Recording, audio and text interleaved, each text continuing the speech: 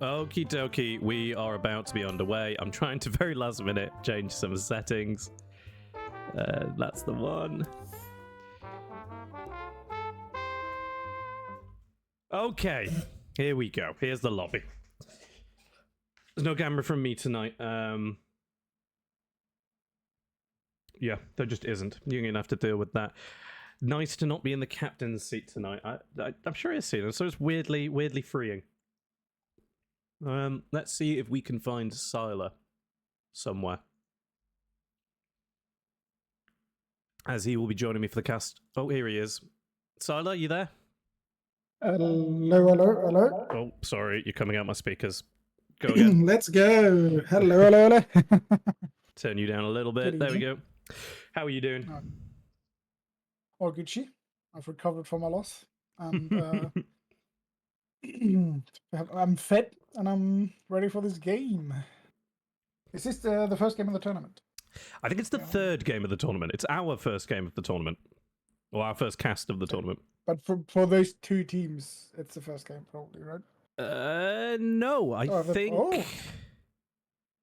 No, I'm sure they're playing on. Let me look at this schedule.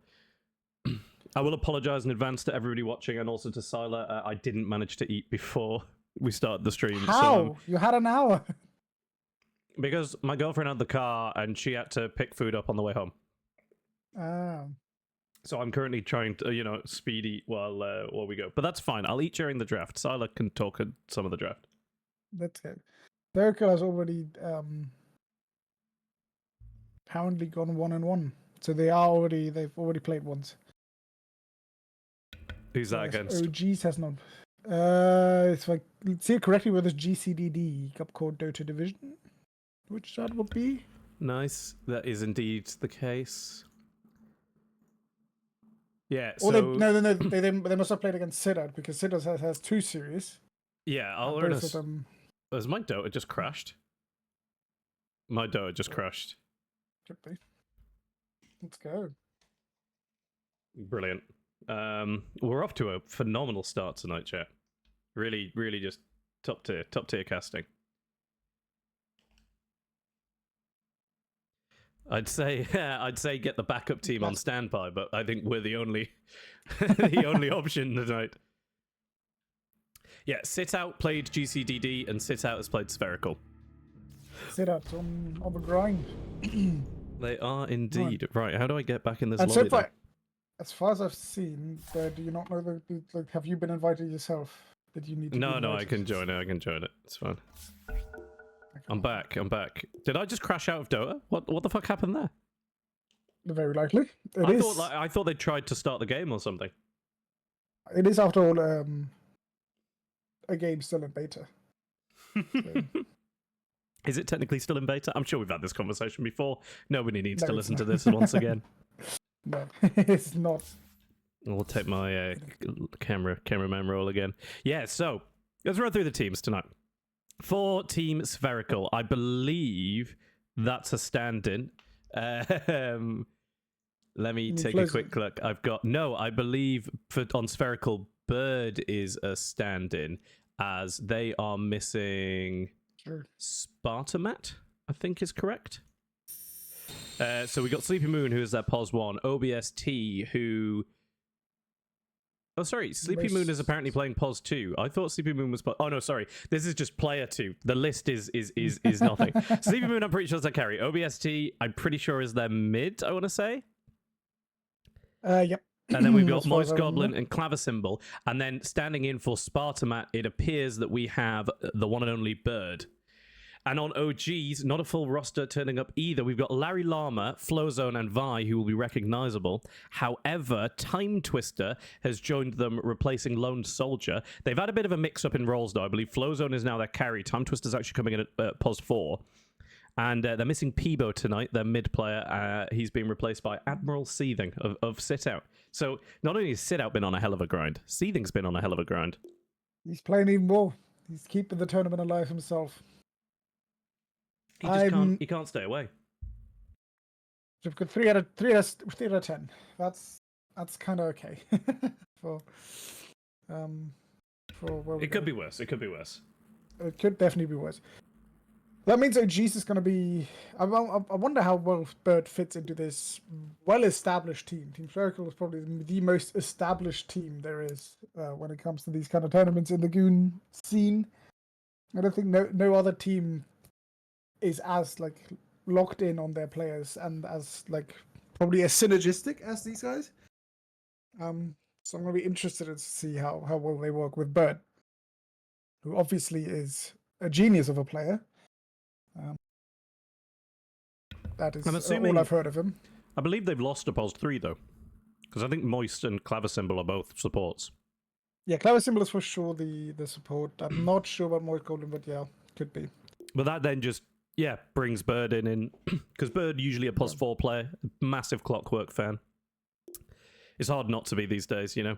I mean, Clockwork is just a hell of a lot of fun. All right. Ready check has been completed. Both teams start off. Luckily we can't see, but... Time is subbed into the tourney for Lone due to life. Okay, I didn't know if Time was a permanent replacement for Lone. But apparently it's just a tourney specific. Full on tourney sub. Okay. Full tourney Team Circle sub. wins the coin flush. They choose to be Radiant. They choose to be the good guy, and OGs choose second pick. It's the right choice. It's always the right choice. You got to be the goodies. I feel like the Dire map is better these days. That's not the point. We've been through this. It's not about the positioning. It's not about the map. It's about the positivity that it brings you to be, you know, we're surrounded by all that greenness, just to have the good vibes. It's what matters. All right. I mean, yeah, probably. We've had a lot of OG support in chat. Radiant team ban. I mean, it's one of their players. Into the draft. That's true. Yeah, no, but Jam Apple's in here. Oh, Jam Apple. I should probably turn those off for the stream. Dire team ban. All right, we see Team Circle ban out the Oracle. That is a Vice-specific ban. And we see... Dire team ban. I don't actually know what Team Circle play. Surprisingly, even though the Team Circle is a distinctly German team, and I'm also German myself, I have never had contact with any of the lads of Team Circle, so I do not know. I've never played a game with them. Maybe with one of them at some point, but I've never, I don't have any of them on friend lists. I know very few things. I believe they quite like a Warlock. Warlock is banned. Sleepy Moon likes a tiny carry. I know that. OBST, I have seen him play Pango. 10 seconds remaining. I know that Sleepy Moon is a PA connoisseur. Let's call it that. The Kotl ban is interesting. I'm assuming that is a ban directed at Seething's mid. I know he's not playing mid Kotl, right? The Storm Spirit is directed at Seething, but the Kotl is probably banned. The other two are directed at Vi. Is Vi a Kotl player? He is indeed. He played Kotl today, and he played it in a game where we were also playing with Sleepy Moon, and it was Matey Potato, but it was with Sleepy Moon, so that I'm guessing is why the Kotl has disappeared from their options. Excellent. If he performed well, maybe he scared them.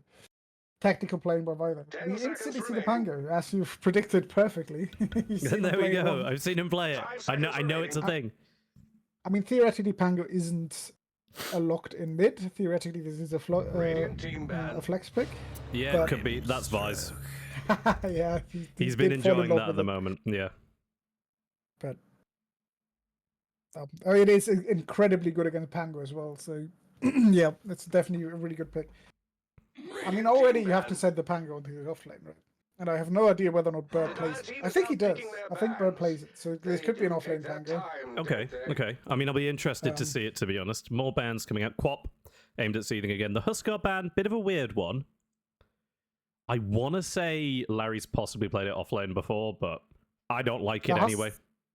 Huskar ban tells me that this is a mid Pango, because there's one thing you don't want to play against as a mid Pango, is the Huskar.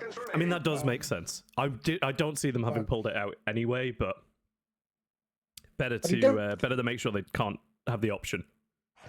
You just first pick your mid that is easily countered, but like if they go like Grimstroke Bloodseeker here, this Pango does nothing. So what is the idea of first picking your mid hero? Is he that confident in his Pango plays? I He guess could be like that, not confident in his 10 everything else seconds plays. remaining. That could also be a case where it's like, okay, I have to pick Pango, 5 seconds I mean, it otherwise seems I will be. unlikely, but But yeah, Pango obviously can't obey Grimstock with the if you have the ult on you on Pango, if Pango rolls, you just press ult on the Grimstock ult on Pango, and if it tests it to any of his teammates, he cannot move anymore, even though he's in a BKB ult. oh my Because god, the that tether is keeps him keeps him rough. still. That So that makes is- more sense for the insta-lock Grimstroke then. Also, Patience while Pango the does not radiant like dealing with team Grimstock at all. Yeah. That is a strong hero. That is one of the strongest offlaners you can pick currently. Okay, I'm guessing. No, I'm guessing that's a Larry here. I mean, they can swap around here, so. But I do know that time had been put into pos 4 in general, and there's been a bit of a mix, like a move around. But 10 seconds remaining. so I'm gonna guess I haven't that's a seen Larry Larry play it, Beastmaster. but I don't see every game that Larry 5 plays. So it seconds could very remaining. well be Larry here. Can also be put mid. I don't think Thieving is Patience someone who while plays the Radiant Beastmaster. team You would know No, this I better don't than see me. it happening. Jakiro, I think that's a claver symbol pickup, if I'm remembering correctly. Time now for the I'm just dash. looking at a Oh, lot of these that's- bands from OG. Oh, Sand King. That's. I guess Pango and Sand King could be interchangeable here, right? Either could be mid, They either can could be be offline. interchangeable, but I feel like they know. Maybe Orbs has the confidence, but I don't think any of the normally the people that 10 we seconds cast here remaining. do not have the confidence in Sand King mid to really like 5 to, seconds to remaining. rock that. It takes a bit of confidence and a lot of like training to be good at Sand King mid, because you really have to know when to. I mean, it's the same as the 3, basically. Just you have to press your ult and hit it, but it's harder in mid because you're going to be more of a focus. Yeah, as Jam Apple says, the pros, yeah, Nisha's put Beastmaster mid. They've put Beastmaster on 1. They've put it on 3, but I don't think anyone plays Beastmaster 1 in Lagoons. We could see it mid, but Seething doesn't play it. I could almost see it So- out of flow zone. It seems a little weird, but putting it in the carry position. Sorry, team wrong. pick. Yeah, if flow zone took that mid, I'm gonna guess the Venge is a pickup for time. I think that's gonna be another Seems support. fine. I mean, so far this is the thing that Vi complained about when we played with him when he tried our Grimstock, where we didn't pick he Team perfect Grimstock, we didn't pick a single hero. Well, there's Seething. There's Seething. That worked with it. This time, Beastmaster Raw, Vengeful Spirit, Old and Swap, they all work with the Grimstock Old. So Does swap work with the Grimstroke? That's crazy. don't know exactly how it works. Because does it I work think you swap vector them- based? Like, does it move them the same distance, or I does it think move you them swap both to them your out of the location? 5 seconds tether, and remaining. because of that, the tether's broken, it doesn't work on the second target. Right. Okay. So it doesn't work. I mean, the stun's nice though. Yeah. The stun with a shot especially is really good. I mean, the bounce So onto the okay. second target's not going to do that much, but like they're tethered It's a lot already. of damage. Oh, okay, fair enough. Yeah, that's fair. I just mean in terms of the stun, but yeah. Yeah, true. This looks like Kunkka 3 Beastmaster mid. With a Seething in mid, you want to say this is a Kunkka 3. That's Coca Mid. Admiral This Beastmaster Seething 3. is called Admiral Seething for a reason. He likes the Kunkka a lot. He really does. So, just running off these bans that OGs have done, they've gone very heavy on the carry bans, it feels. They banned out the Warlock so that Claver Symbol couldn't take that, but other than that, it feels like they're looking at Sleepy Moon. I don't know if... I know Sleepy Moon has been enjoying Carry Tiny recently. I've seen him play it a few times. I mean, I feel like he just goes I PA don't know if it here. feels that good. Yeah. You're happy going PA. Obviously, the Beastmaster is always a problem for every core. But they've banned out the classic deal with strength core ones here, right? With Yeah. the Lifestealer, Radiant team the ban. Slug. Ooh, Lich. Okay, nothing's too surprising. Another support pick. They're leaving their one to be the last pick. The Jakira pick, Makes sense. obviously the strongest support in the game. Lich also extremely powerful. So far, these lanes on Spherical 10 look really seconds good. remaining. Whereas I'm not aware of how well the 5 Kunkka Panga seconds matchup. I remaining. think is just a draw. Uh-huh. I don't think, but they both of them looking for their one here, so we should see a bunch of one ban coming out. So we're looking for flow zones and Dire team ban. Sleepy Beans hero. Okay, Wraith King ban. He's been quite strong at the moment. No, correct me if I'm wrong. He's decent. I like him more than 3, but obviously you have a very bursty team with Sand King Jakiro, so you don't want someone who could just take one burst and then still live afterwards. Yeah. So that's a good ban out. 10 seconds remaining. I'd be surprised if we don't see the PA ban on. Well, on there's a OGs. Sven ban. So we're expecting the PA ban next. If they don't get the PA, what do you think they want to pull? I mean, chat has thrown out flat cannon would be good. Which, to be fair, the gyro being able to deal with sort of the Beastmaster summons. 10 seconds remaining. I mean, at this point, gyro is one of the only good cores really left in the pool. The I Sven would ban, I quite don't happily see really gyro for understand. either team. Yeah, gyro can be picked for either team. PA can be picked for either Homing team. missile on the link target. That's pretty nice. It does work, but it's. Oh yeah, it works way better now. I tried this out recently when we played with I tried the gyro. It summons 2 rockets. It's Or the kinda troll fun. pick. Okay, so they banned the troll. Again, Sleepy Moon's Ban the played that troll. recently, which is why I'm guessing they've banned it. Is it the best thing? I mean, I feel like you maybe shut them down with the Beastmaster Roar. You've got a lot of stuns. You've got a silence. You've got a swap. You've got conquer. You should not care about a troll here. Yeah. Maybe this hints at their one pick. Maybe they want to pick something that can be A killed voice by in a my troll in ear the is telling me 1v1. only 5 seconds to go. So I don't know. I Which don't one know what that would be. Bad. I keep having A people tell faceless me. void? I keep having people tell me how amazing Morphling is, and then I keep He is- seeing absolutely nobody play Morphling. While the Radiant He's team insanely chooses- strong, but he's also insanely difficult to play, and you will once per game a morphling just randomly. Well, there's dies the without any AM ban. reason. Medusa hasn't been banned. Are we about to see a Medusa +1 pick? I mean, Spherical needs some serious damage here. Sand King is good damage, Secure is good damage, but Pangolier can 10 run out of seconds damage, remaining. especially against these tanky Yeah. cores on Beastmaster. I Conquer. also think that depending on how well this Sand King goes, they need something that's going to be able to show up not too late. There it is, the Gyrocopter. There's a gyro pick. So what do we want out of OGs here?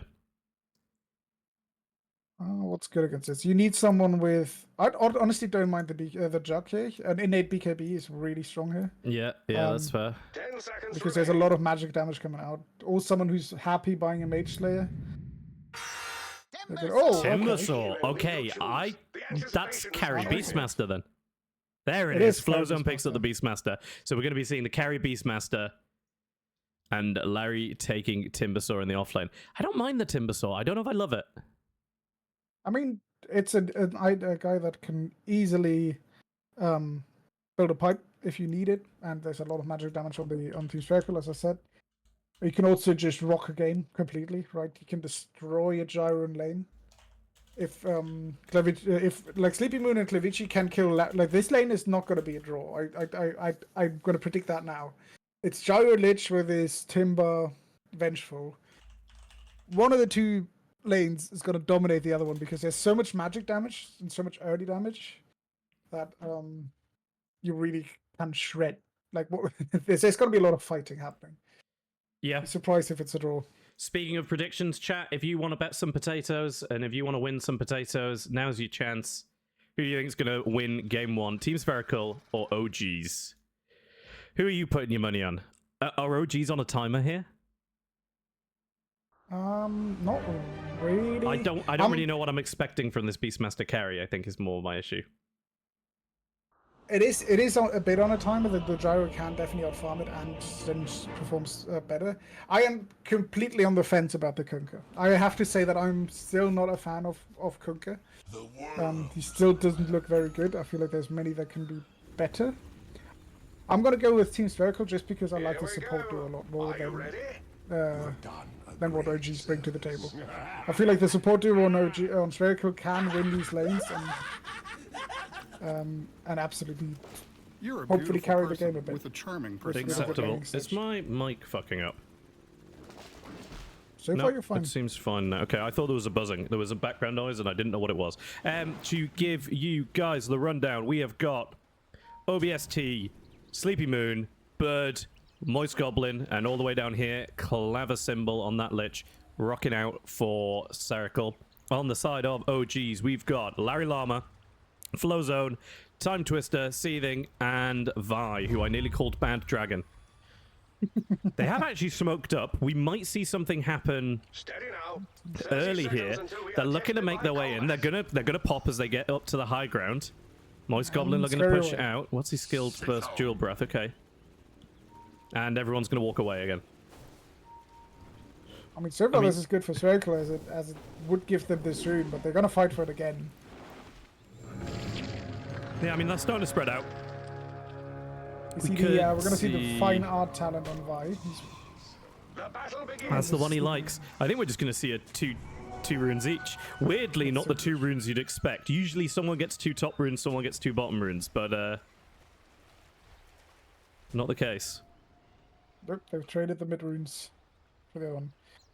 Right then, Item well. build and facets so far looking good for everybody. Not anything I'd be complaining about. I'm really interested in how this mid lane goes. I feel like it's just a draw and no one kills anyone.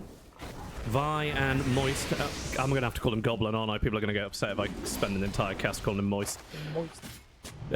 Just call him MG. We're having a bit of a back and forth, bit of argy-bargy, but nothing much. Bird, as we predicted, just to point out, he is playing the Pulse 3 here. I don't think his usual role, but I'm sure he's comfortable enough on it. So, sorry, but let's talk about mid lane, as you were saying before. Now, that's probably the most uninteresting lane in this in the first early. Most probably going to get gone on again, but so far so good. Flozone's gone for the early wild axes, meaning that he cannot harass as well as he could within a ball spawn. But I guess he is scared of Jakiro killing his balls. And therefore... Both Vi and Moist Goblin just both ending up very low here. They both even take a Hellbear from the camp home with them for a little bit. Meanwhile, bot lane, Time Twister very low, having to back up. Clavicembal on the chase. He doesn't want to give this up. He's got a Frost Blast, and he really wants to get a chance to use it here. Time Twister turns to Tango. Frost Blast comes out. Not quite enough damage, but the right click is going to finish him off. Put him down to about 38 HP, and even the regen from the Tango wasn't enough to keep him there. Flozone already out on mana, but the stun from Bird coming out onto Vi. Dual Breath comes out. Bird in trouble, though, but Vi's going to fall first, and Flozone's going to be left with not much to follow up with. Side lane's going very good for Radiant here. Oh, my lord. One thing I've noticed in the mid lane is Seeding has got a lot of vision. Maybe too much. It's got 2 wards. Right, to the left and right of him. Making sure that he can see everything. Oh my. I think one was placed by Time Twister earlier and they placed them. Yeah, his teammates will be lacking for vision, I think we can say. That's fine. Yeah, this is going to turn out to be a battle of region on the top lane. Basically, who buys more region and is ready to fight more often. Vi obviously now got the free region of dying, which just helps sometimes. And he will probably kill MG with it, if he gets the good... Sorry. Sorry, no, I was getting notifications come through. I didn't want to annoy the stream. Oh, good fine art from so low!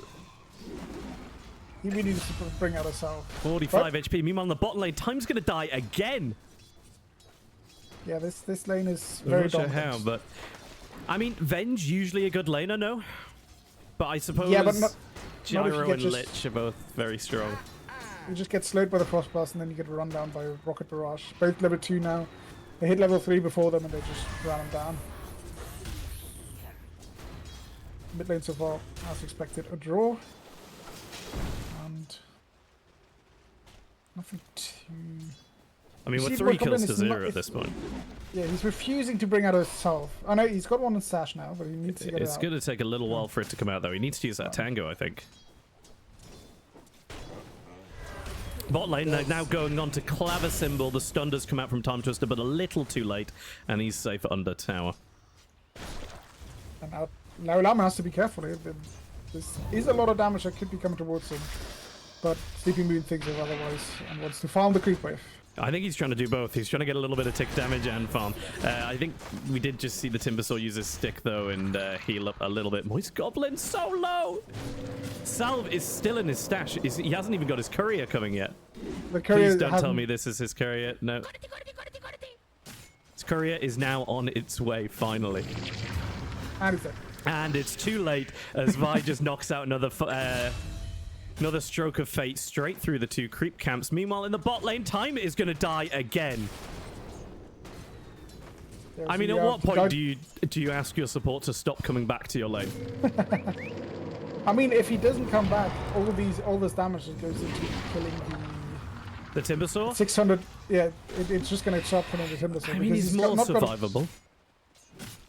if he gets hit by a homing missile, and if one timber chain that he tries to get away from a gyrocopter gets cancelled by the sinister gaze from Lich, he can very much die.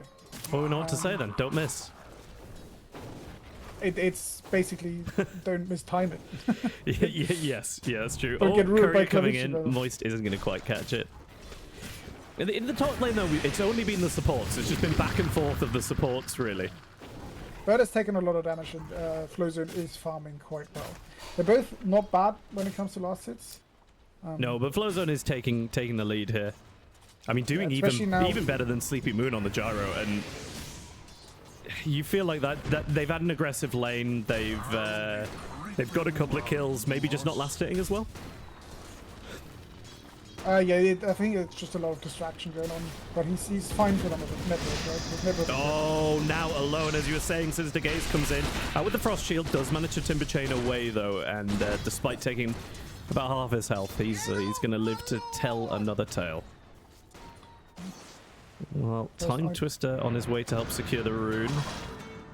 Gives the information that it's top, and Sealing can go up there and grab himself a nice little armor rune. He doesn't have a bottle. I think he's usually a big bottle enjoyer, even on Kunkka, but maybe not. Stun coming out onto Flow Zone. He didn't need it. Ooh, good damage though. Dire's bottom tower is under siege. I mean, No level on Ice Path yet, but okay, he's only level 3. Bird Let's hope he maybe, gets a voting. yeah, Bird maybe doing a bit better, being able to be a bit more aggressive now in 2 levels in Sandstorm. It's a bit harder for Flow Zone to endure. He's had more region. Right? He shipped out 2 more sets of tangers, and 2 more because of sets that of region- tangos? He's fucking used them all. Yeah, and that's why he's now in control of the lane. Or now How many has- did he start with? Is this man used 16 tangos this game? 12. He's used 12. Okay, he only started with believe- 1 set. Okay, I thought he might have started Yeah. with 2. That was all. I think he's shipped out 2 more. Supports on And both he- and sides he- backing off for these wisdom shrines here, none being stolen. Oh, Flowzone in a bit of trouble, but no stinger coming out from something, so no worries. Possibly Bird now in trouble if they had vision. I mean, credit to Moist Goblin here. He's been keeping on top of these sentries. Either that or Vi just hasn't been shipping any out. I'm not sure, but I'm sure I've seen him kill at least 1 sentry. So Oh, Vice in trouble if they. if they Moist realise, but I converged on feel this. like they're maybe not realising. In comes Moist Goblin now with Ice Path. Goes to the Courier instead. No, Bird going on Flow Zone. Flow Zone's going to make it back under tower though. He missed the spell on Moist Goblin. He missed the dual breath. If that hits Flowzone, I believe he's dead. Unfortunate indeed. It did. He's also only level 4. But nearly, I don't know. The level is a bit in the favour of. Oh, Flowzone's got another Oh, side. crazy. Sleepy Moon's up top now. Oh, great gas. Homing missile dropped. Stun comes out onto Flow Zone. Second stun coming in. He calls down the call down, and down goes Flow Zone for the first kill on him of the game. Vi could have been in trouble. I don't think they really have it in them to dive the tower at the moment. I mean, Bird could. No, never mind. He's way too low. Oh, Time TP Twister in coming from Time Twister as Claver Symbol dies bot, I think, to Larry Lama. They managed to pick off Bird there. I don't know what's happening here. This whole thing's an absolute bloodbath. Time Twister TP top and stunned I him. saw Just that one. walked up and stunned him. Bird Yeah, just that's didn't- where I'm confused. That the stun did. Wasn't expecting the stun to do quite as much damage. I don't think, but my he god, got did it? hit by a fine art as well at the same time. Ah, that's what it is. It just didn't. Good old Just didn't walk away. stroke of fate. How much damage is that doing now? A lot if you hit if you. Bonus creeps on the way. damage per target 40, so 160 base. So you hit 2 creeps. That's 240 damage. I mean, that's good. I think the creeps only get like Oh, half of the increase. Is that how it works? Something. It like just that. says I'm bonus not damage per entirely sure. target. Nice actually. Slowing enemies, the Okay. damage is increased with each enemy the ink hits. It doesn't say anything about the creeps. Alright, then I'm wrong with that. Oh, Bird using the first ult to kill Flowzone again. Right, but up top, Flowzone going to get caught in the ice path, dived on by the epicentering Sand King. But he's going to die Llama again. bot. Llama Dime bot. Oh no, the rotations on Spherical here, just securing them every kill that they want and need. They're working well, and it's these 2 calls, right? It's Sand King and Jericho that are starting Yeah. to get ahead I mean, of their respectives on the they- other team. They didn't Oh, farm they're as well. flying by. but my god, are they looking strong in terms of net worth now these kills are going down. Flows them back This in, is what I was throw out some zone talking about with the enhances. support lineup they have. Like, Jakira is just by far the best support in the game right now. He's And, such a strong laner, and then it feels like it scales pretty well. Yeah, the outpass is just insane at all levels of the game. Oh, Larry Lama coming top, trying to kill Bird, but if he spotted this in any way, which he should have. He does get up onto the high ground, Seething coming in as well. The X-Mob goes down, in comes the ship as well. That's not going to be mistimed by a Conquer veteran like Seething. However, in goes the ult from Clavisymbol. That's going to get a good few bounces, but I think mainly on the creeps. Meanwhile, the Roar goes out onto Clavisymbol, I think, but the Clavisymbol's going to make it away, and they're going to catch Moist Goblin here. Slowed to hell, the man can barely walk. And down goes a second hero for Spherical in that fight. Oh, that's quite the save your body syndrome there. I feel like you just let Bert die and are just fine with 5 people coming top to kill him. I think especially after that After the Kunka shows, he just that Chain Frost goes as badly as it did, you don't have a lot of follow-up there.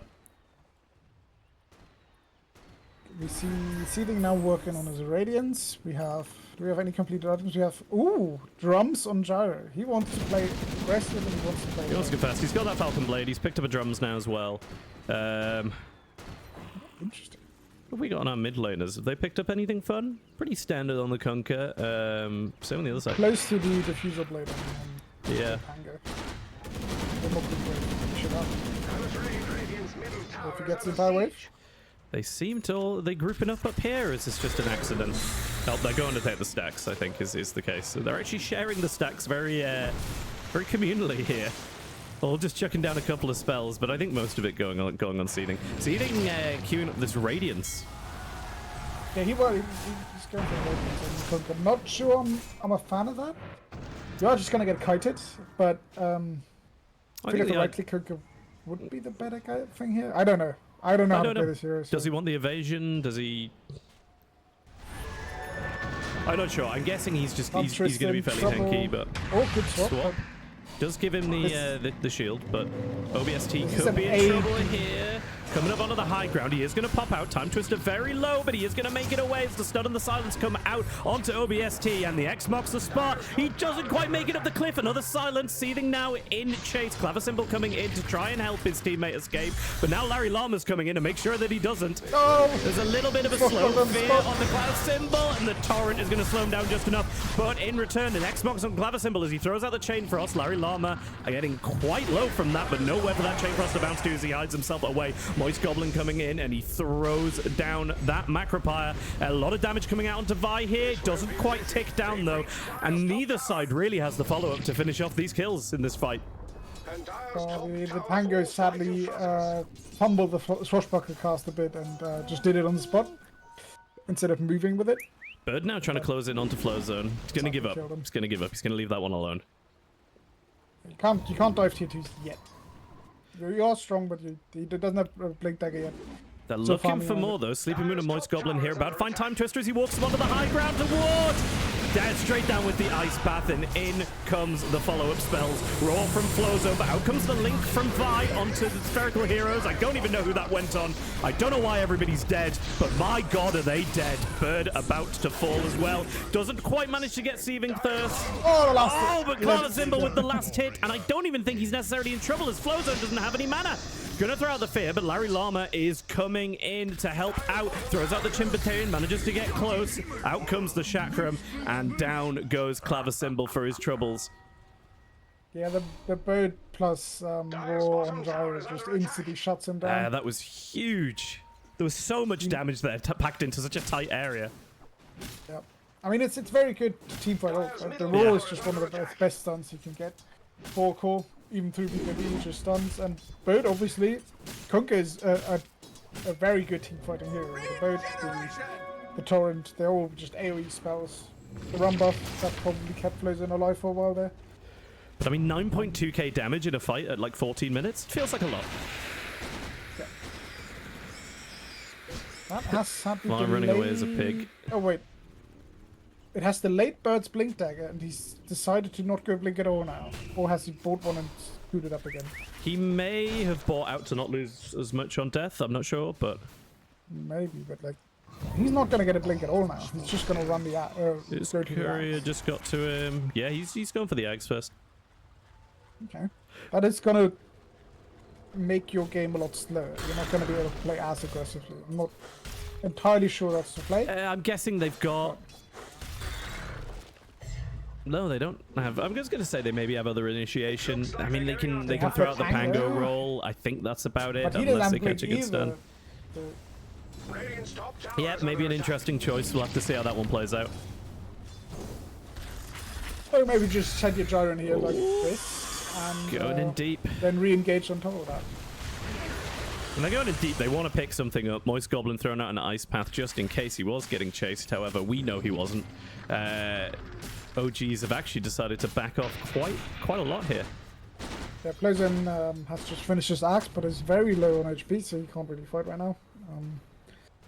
Will very soon heal up though, because I believe that thing heals. Yeah, this drum seal. Okay, I mean, So he will. it feels like after a hell of a laning phase of just absolute chaos, everyone's calmed down a little bit and has started going, hang on. It feels like both teams have sort of said, hang on, guys, I need this item, you need that item. Let's slow it down and make sure that we have what we need before we fight again. Although, saying that, I'm OG's not still sure. trying to pressure this tower. I think this is more of a calm before the storm. We're gonna start, instead of these little skirmishes, 2v2, 3v3. Yeah. We're gonna start seeing the big 5v5s, the 4v5s now.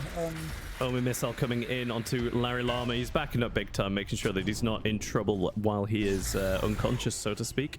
And then, yeah, no real follow-up here. I mean, they could be waiting on... Oh, there we go. Oh, here we go. OBST Coming in. heading in with the roll. He's going to get the stun, follow it up with the rocket barrage from Sleepy Moon.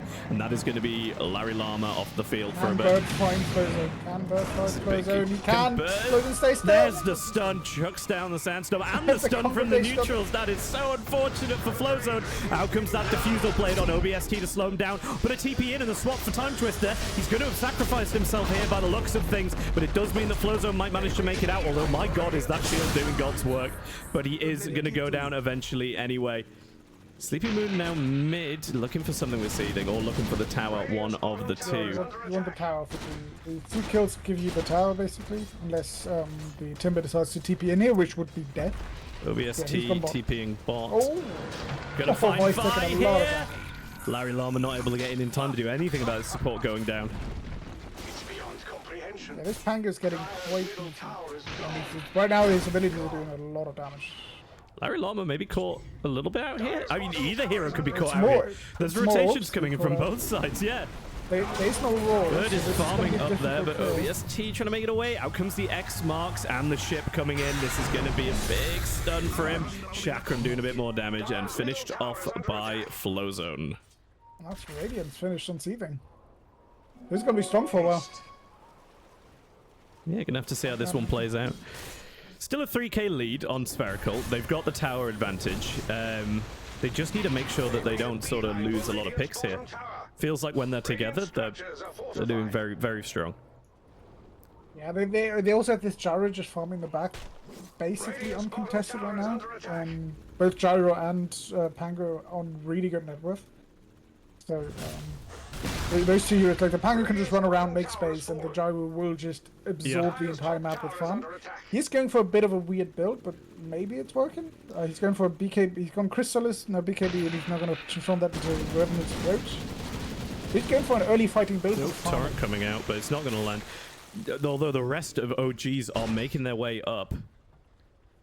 You want to kill this Gyro. If you see the Gyro, you run at the Gyro. That is the correct play to do here. You want this guy to stop farming.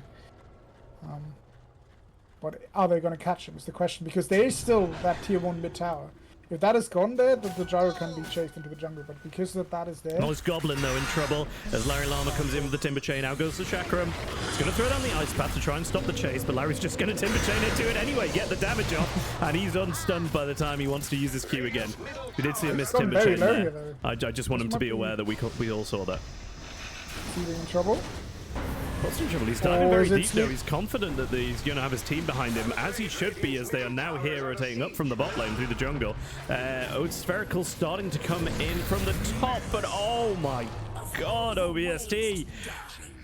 Runs into cannot 4 go. of the enemy team, and there is no escape from that. You cannot go alone into the night. That is a dangerous thing to do. Can't go alone into your own jungle anymore. Seething gonna look for the turret, but Clavis Symbol is gonna get off the invis, but he's gonna get slowed so much that he's not gonna make it away. Oh my god, but out comes the chain frost. We do see the link. We saw a swap there, I think, on it, but I don't think it swapped both. No. We're going to lose Seething down to the Chain Frost, I believe, as Sleepy Moon takes down Time Twister. Now Moist Goblin and Bird on the chase. Flowzone going to make it away to the south, and it's Vi they've got their eye on. They're going to grab that illusion. Not a micro on that, though. Stun. No, Stun comes out. He does manage to glimmer. Dust, I think, a little too far away. Didn't quite catch him. He is now going to come out of Invis, though, and he doesn't have any mana to use. Bird, I don't know if he's actually found him, but Moist Goblin has.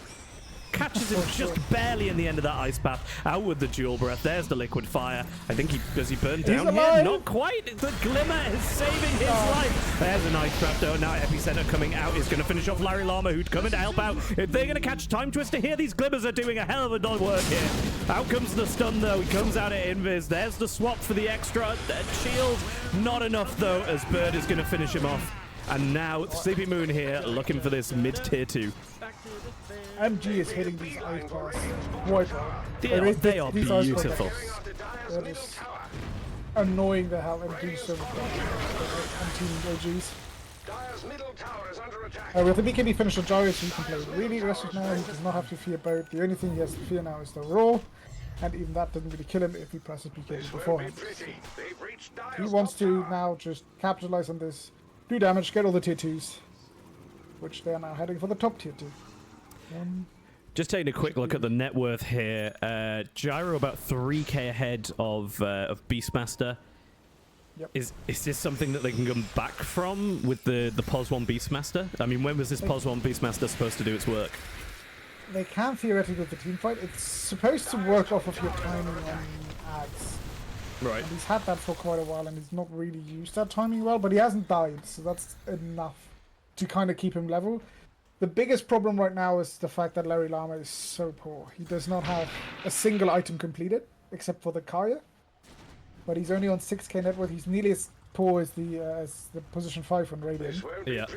Into Vinci though, so he really needs to. He's always died first, not been in the kills, not really found the farm to keep himself in the game, and that is a problem that obviously. You want the Timbersaw in the backline, causing chaos, making sure that in these team fights, they can't be together and clumped up and get the spells off that they want. Oh. And if he's not able to do that... He has now put himself on a cliff. Luckily with Timbersaw, that is absolutely... zero problem. It's mostly okay, but... Oh, Vi is in deep, but he's going to get off the link between the two enemy supports. And there comes the roar, and in comes the ship. I don't know where the ship went there. It seemed like it disappeared, but Moist Goblin is going to go down, and that's after Clavis Symbol has already fallen. Flowzone going to get glimmered here. Now in trouble. Larry Llama coming in to try and help out. But there's the swap to try and save one of them. Both of them have gone down, though, and now OBST with that roll just mowing everybody down. Seething last man standing, but I don't think he's going to be for long. It does land a torrent on Bird, but that is going to be a 2 for 5 for Spherical there. The fact that Sleepy's still alive is insane. He ate a boat, a roar, and all of Timbersaw's spells, but it's just the damage just wasn't there. It just didn't happen. And I can heal back up with his spell lifesteal from the Revenant's Brooch. So. Nope, he's going to go base. He is going to go base. He's not going to risk it. I mean, probably the right move. You don't want to feed them a bunch of gold at this point. I mean, you got the two supports quite well, but sadly they did get their spells. No, they didn't get their spells. That was basically 3v5, but you used everything, right? You used Roar, you used Blink, you used Ship to kill the two supports, and then Sleepy just pressed BKB and ran in. Yeah. Hit 4 people with cooldown and started shooting with a flag cannon, and it... This Gyro hero is a lot of damage. It can do a lot of damage. Yeah, I mean, he's running away with this game, this now. He's in terms of his net worth. He is not. What's he picking up with this Reaver Satanic? It's the right move. Like, it just is. If he has a Satanic, now he becomes so much more survivable. I mean, you're right, not getting any Oh, no, he's got the BKB, sorry. Yeah, he's just aiming to be survivable here. I mean, he's getting that damage from the Revenant's Brooch, no? Like, the thing is, worried about is the attack speed. Barry does not have the... He has decent agility again, but not the best. So his attack speed is not that good. And that's why the axe is often the one that you want to pick up. But he's gone for drums of endurance, that obviously gives that. It's the help. They're gonna see seething here, I think. Are they gonna catch him? Copper symbol? Oh, I thought he was gonna go for that sinister gaze. Radiant's top tower has been attacked. Yeah, I mean Larry Llama back in the jungle here, trying to farm up some items. He's He just wants to blade looking to mail, finish a blade mail. Yeah, it makes sense. I Oh, mean, yeah, no, any of these. he's going for a pipe first. In the Oh, sample. okay. Quite an important item in this game, as I said from the draft. There's so much magic damage coming out with all of these. Especially with the Revenant's Birch, right? That's more magic damage. So a pipe will do lots of work in this. Sadly, Pango's damage, especially with the Dessa now picked up on Pango. Not a Basher, Dessa off the axe. Very greedy, but I like it. Obviously, all of Pango's damage these days is physical. So Dessa amplifies all of it. Even the the W, even though shield crash, and even the impact of your ult is all physical damage. So all of it gets amplified by Desolator. Which is why most people pick up an Orb Corrosion on Pango, which he has decided not to do, and so far it's worked out. I mean, I think if you're, they're very far ahead. He's quite far ahead in terms of net worth. You know, he's got over 2k on his opposing counterpart. Like, I think you can skip some of those early items, but Vi now caught out, even runs the wrong way. Out comes the Glimmer, but he's one hit from death and under a sentry. These Glimmers are starting to not help you out. It's because the sentries absolutely everywhere. Yeah, the supports are placing good sentries, and I mean, it's only the supports carrying us, so far the cores haven't learned. So maybe, if the supports aren't there, the Glimmers will help, but they are with the team. They're doing a great job on Clevis and Voice Goblin. And they're going into Rush. Not a bad idea. It just feels like the right move. Yep. You know, they want to take high ground. They've got a bunch of map control at the moment. They've sort of forced Flowzone down into farming in this bottom part of the enemy jungle, where he's just praying he doesn't get found. Larry's trying to still pick up items as well. Hasn't even managed to finish that that pipe yet. I feel like I should stop looking at Larry, because every time I do, he misses a timber chain or he ends up on a cliff. Or sorry, Larry, I'm not trying to bring attention to it. Okay, he's got his pipe finished now. That will help a lot in the next team fight, right? Oh no, it's 1,800. They increased the price like 3 years ago, and I forgot. Never mind. He needs one more camp. But anyway, now with this Aegis ready to go on Gyrocopter, he's swapped out that Falcon blade. They're going to look for high ground. First of all, he's going to look for Llama. He's going to find him, but this should be a timber chain away. Oh! He's going to turn. If anything, try to pay on. The timber chain doesn't connect. Out comes the call down. I'm not sure it's needed, but it is going to secure that kill. The rest of his team comes over. They're going to just sort of check if they can backdoor this bot tier 2. I don't think they can. I think they need to look at other lanes, given how far back that creep wave is. They're cutting the wave, obviously, to try it, but the balls from Flowzone actually doing good work in pushing on the bot lane. Yeah, they don't really want to go high ground yet. I mean, there is an AD here, but they haven't seen it.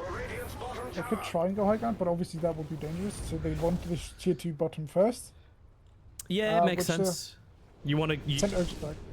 I mean, I said as much to Sleepy Moon in the game earlier of, you know, we're ahead, might as well take it, so that when you get to high ground, you can, if you get the opportunity, just absolutely demolish all the wrecks. Also, it's important that these tier 2 towers, they give you a lot of gold for your supports, right? The reason that Clavinci Bell is 2,000 gold ahead of both supports on the dark side is because of the towers. Because, like, 4 more towers means, what is it, 4 times 150? 600? 600 more gold on your support, both of your supports. I mean, you could also get that gold by taking a lovely juicy Tormentor, but nobody has decided to do that yet. Ever does Tormentor. Uh-oh, though, in mid lane, Sleepy Moon is actually quite pushed up. Doesn't have a lot of team near him. They don't want to chase into that high ground, though. I don't think they have a ton of vision, so they don't really know where there is. Oops has just completely outplayed himself top. He had caught Flowzone, but then... Not quite able to finish off the chase. Sadly lost the vision. Flowzone just going to go back to farming down here? Yep, yeah, he's comfortable. He's not being chased. He's not being followed. I mean, he needs this BKB. He's convinced of this, which is correct. There's so much magic damage coming out, you need that BKB. He's gone for the Samson Yasha first, so this has slowed him down a lot in the... Yeah. But once he has this, there might actually be a timing with his BKB, with his pipe on Larry, which he just needs to get the curry out of the secret shop to get it. It looks... They've got that those creeps up, they've got that last tier 2, and now begins the siege of the Dire base. Yeah. This is the same timing as the timing for the Beastmaster and the Timber Source, so it could actually be quite the turning fight. You think they're going to suddenly get their items and turn everything around? It gives them a lot more survival. I mean, hey, I'd love to see it. I don't know how you kill the Sleepy Moon, but maybe over a long period of time. He does go down. I mean, Sleepy Moon here ready to just stand up there and hit, but yeah, he is taking quite a bit of damage. He did eat a stun there as well. He does have a Satanic though. The next few waves should full heal him. Oh, that is also true. Something I'm sure he's aware of. Here if it he comes. presses, maybe he decides not to play. Nope. There's the Satanic. Doesn't quite full heal him, actually. Nowhere near as much as I think either of us are expecting, but he is still going to go up onto that high ground. He's going to get dragged up by that torrent. And now in trouble as the X-Marks comes out. He's dragged back, but in from Clavisymbol comes that Chain Frost bouncing off the tower that he's put down. Sleepy Moon going to come back up, but meanwhile Bird in deep onto Larry Llama. Larry Llama's going to fall though after he took a lot of damage. That Epicenter doing work. Now it's timed out though, but in comes the call down and the swap from Time Twister to try and save Seething on the Kunkka. Now trying to make a run for it. Sleepy Moon chased him down, but the buyback comes from Time Twister. Bird has chased it down even further though, even if Sleepy Moon didn't want to. And he's going to pay for it with his life, and now Flowzone just trying to chase down all of the enemy cores to the left. He does manage to get the kill onto OBST. Now looking for Sleepy Moon, but both of them very low. This could go either way, but no, they're going to manage to finish off Sleepy Moon before Flowzone goes down. That's a 5-man wipe for OGs! It actually worked. The BKB pipe time kept them alive long enough. Coming. That's 6k gold going back their way. What a hold from the lads. That is so much experience going that way. That is holy. What Flowzone hit like hold. 2 level ups from that. Yeah, 15k XP exchange. They did less damage as well, which I really love. Yeah, it's all this mitigation, right? Have we only got 2 BKBs in this game? Mitigation. BKB on Sleepy and BKB on Flowzone. Yeah, that's it. Okay. Good to know. No, only buyback on Clavisymbol available. I mean, the death timers aren't that long, and they do have a fort here. They're going to need a few more fights like this, but... no, he has just finished that, I believe, and honestly, not that far off his BKB. Bird coming in. He's looking to keep him here. Out comes that glimmer, though, from Time Twister. In that last fight, it was just the 9-second BKB on Flowzone, just standing in a macro fire, hitting people. Obviously, every hit you do, every time your creeps hit anything, you send out a pulse that heals you with your ult. Meaning that he could just tank a macro fire, even with the BKB. Yeah. And that everybody was hitting him. Like 4 people were hitting him, he's just standing in a macro fire, and he was just tanking it because of this BKB timing that he has farmed for the last 10 minutes. Larry Llama going to get hit by a homing missile here. I don't think they're going to follow that up at all. But yeah, no, I've got a lot of respect for Flowzone from that last fight. He really went balls to the wall there. He knew what needed to be done. And I don't know, maybe he just didn't care, or maybe he knew that he could do it. But, you know, he really went in there on his own at first and just brute forced his way through that fight. Oh, we see Seething versus Sleepy on the bottom lane. Seething does not have a BKB, so he cannot stop this stun. The BKB coming out from Sleepy Moon, not to get hit by the torrent or the wave. And out comes the call down just to help him finish off this kill. And it looks like it's going to be enough damage. Oh, and in comes Moist Goblin with the Ice Path to cancel that TP that Seething tried to throw out at the last second there. These have been some wonderful Ice Paths. Quite the big kill. Yeah, the fact that Moist Goblin gets there that quickly and gets that off is huge.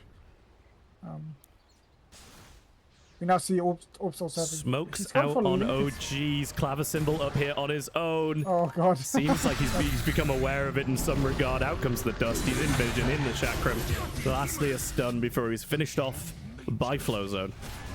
That is a dead lich. Now working on a Shivas for the old Beastmaster, but in the bot lane, in comes Radiant again. Where are my words this evening? Oh, we see a mass of TPs though. Yeah, Does have tons his, of TPs BKB back. Everyone up. gonna back off. Yeah, but you lose Cleavage Bell. Obviously, this would be a 4v4, but you do like the Lich. Especially the Frost Shield is incredibly important to get onto one of your cores. So not having that will just cause you to back off. Smart decision. Yeah, I mean, they force the TPs back. They can then just go back to farming. It's nice to have an idea where all your enemies are, you know? This is true.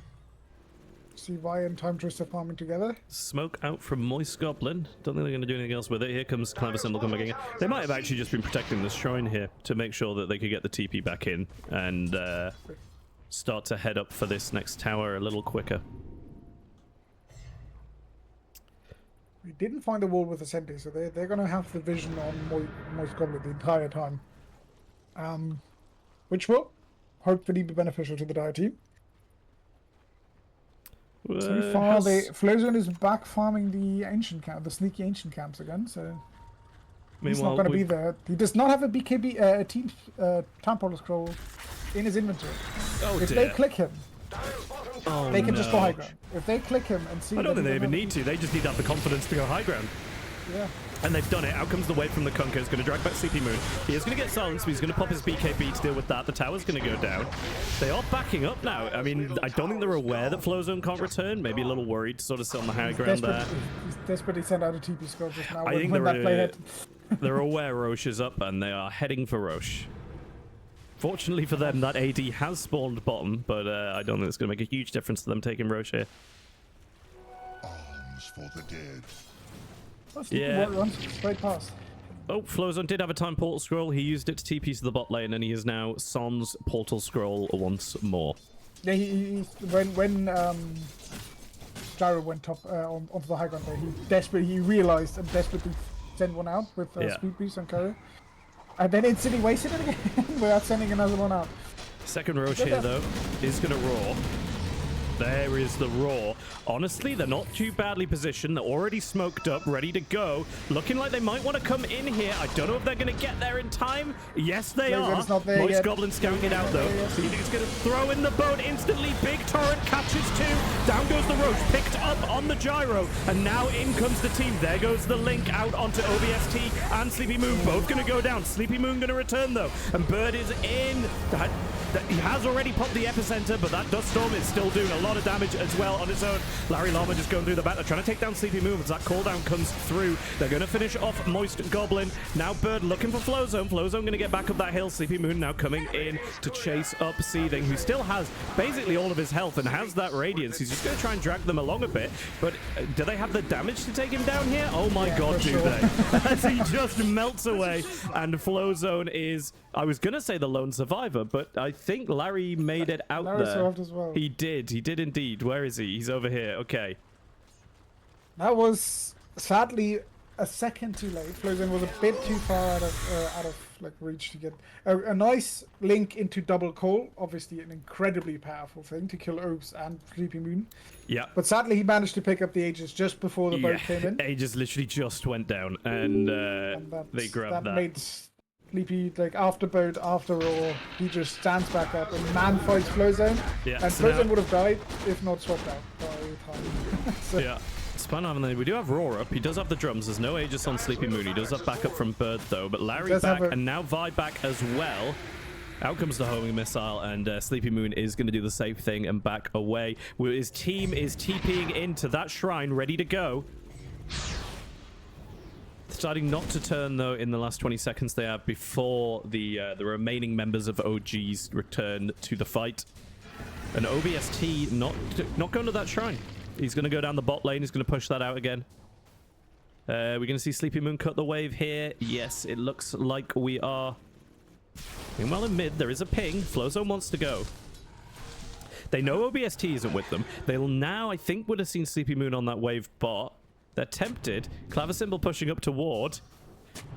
Clavisymbol pushing up toward again. Now slowed. In comes the swap.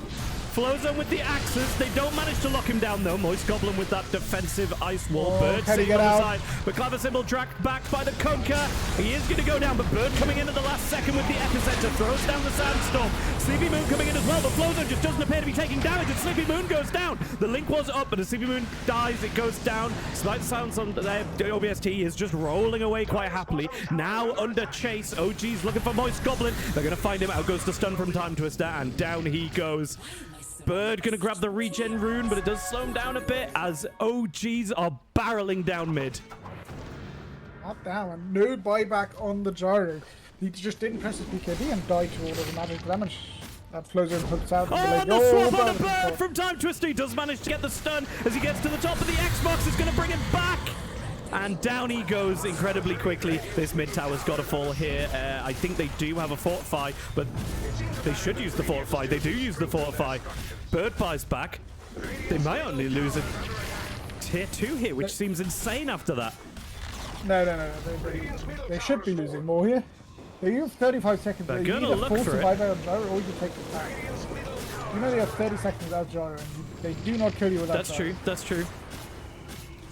Don't know if we'll see. Oh, another swap on a Bird.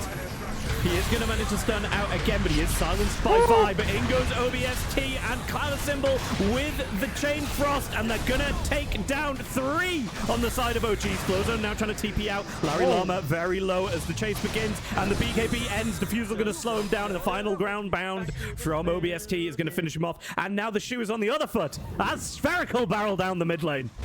It very much is. Holy hell, that Pango damage I have wildly underestimated. But he just slapped them all away with a good axe, and then yeah, they just all died. Just very big. Very big indeed. Buybacks coming out on Conker and on the Vengeful Spirit. Flows are now looking to hold. They're going to blink away. They're not wanting to take the fight, it seems. They got the buybacks. They're happy with that. They're going to keep pressure on the other lanes, it seems. Keep the pressure up, farm a bit.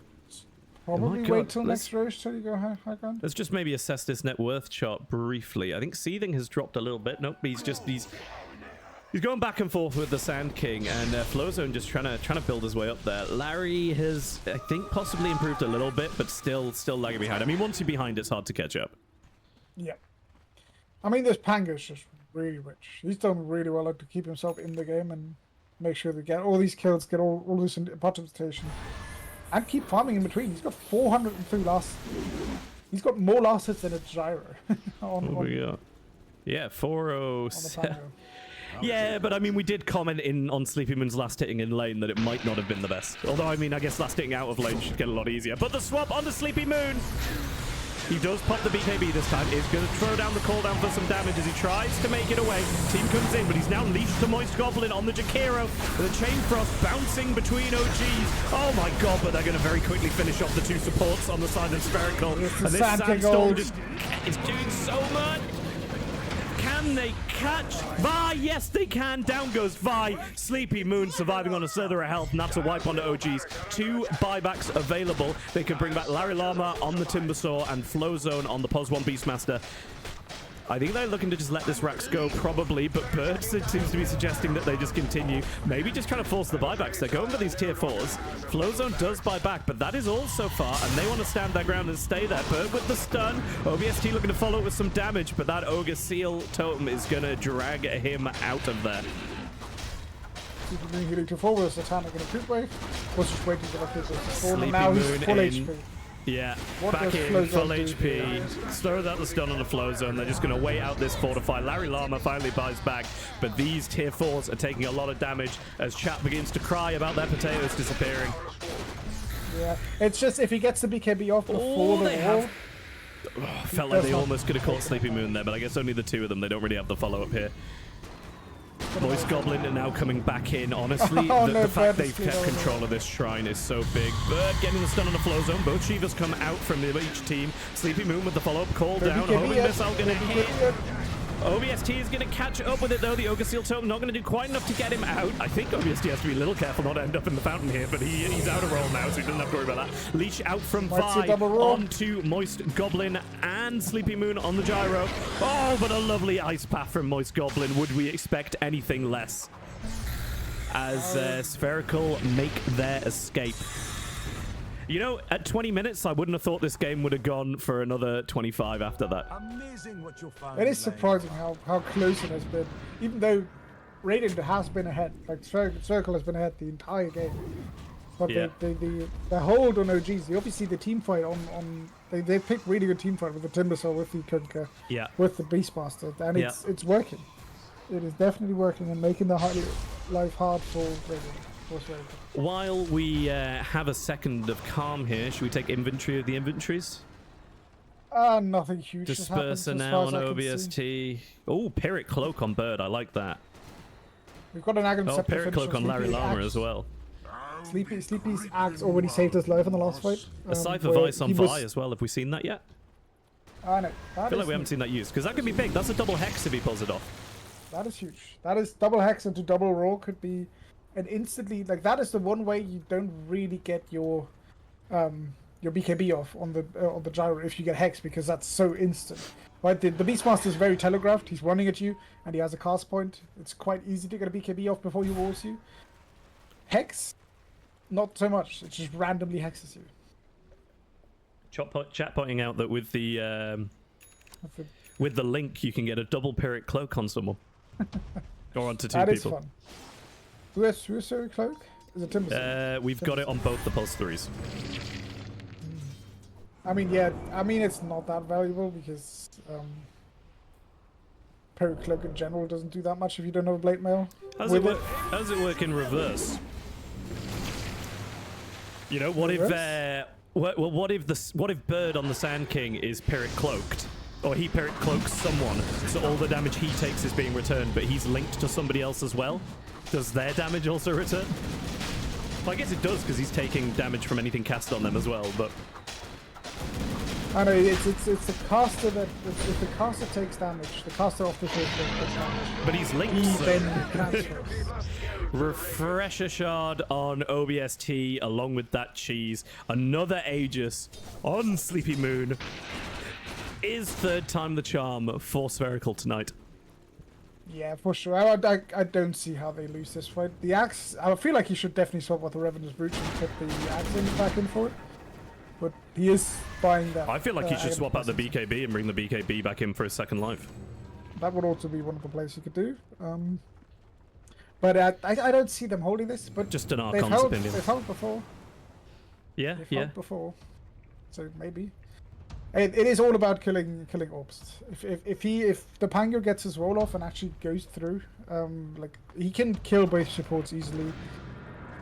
So you have to stop this Pango, because one roll means refresher shot into second roll, because you're not going to stop that.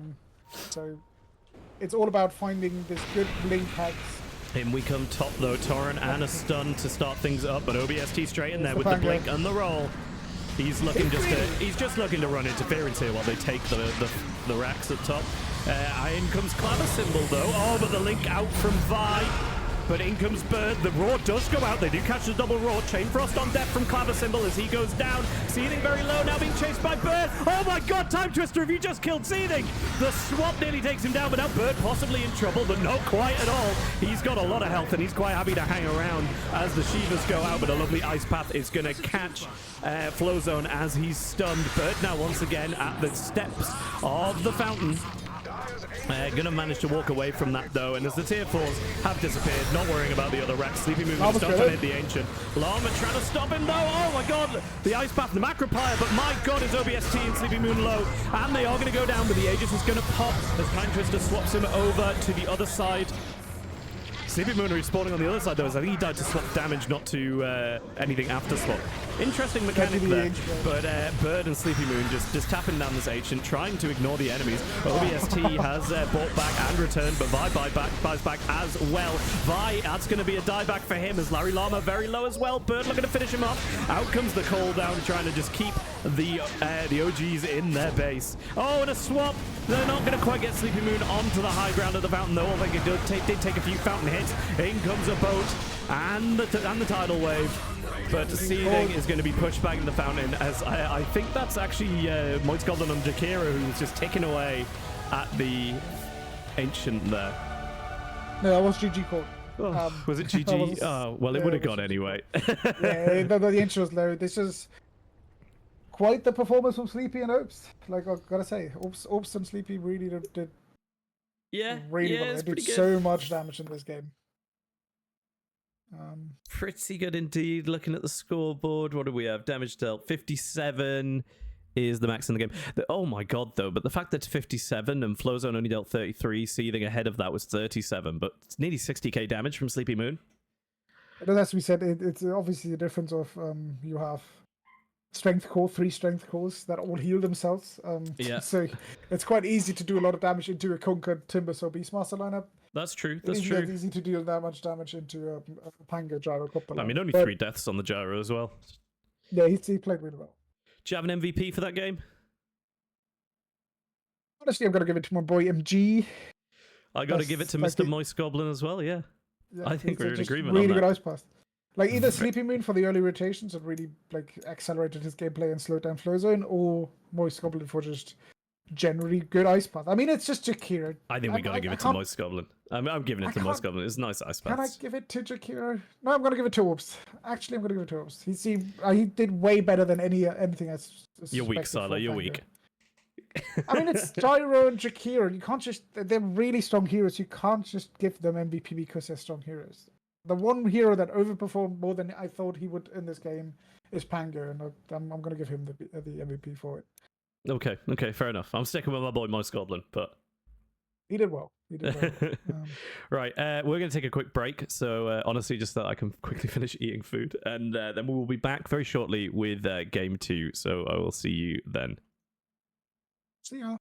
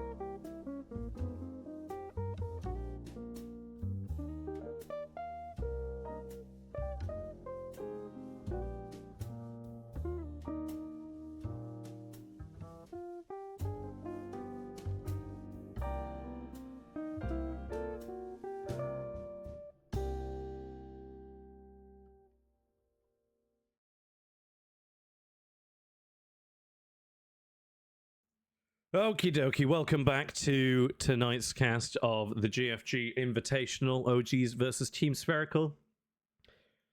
You join us as we're still waiting to get all the team members in, I think. It seems Yeah, they're in.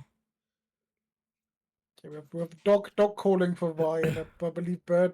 I don't know. He's just chilling. No info on him. I think we've had some discussion of whether they're doing another coin toss to pick sides and picks, or if they're just swapping.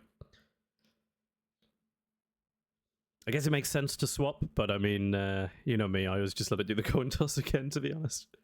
Normally it is a swap, but I believe so far the call is to leave it up to Team Spherical. They can decide whether or not to toss again or. Yeah, Dornbong has commented on it again. So. Anyone remember who had first pick?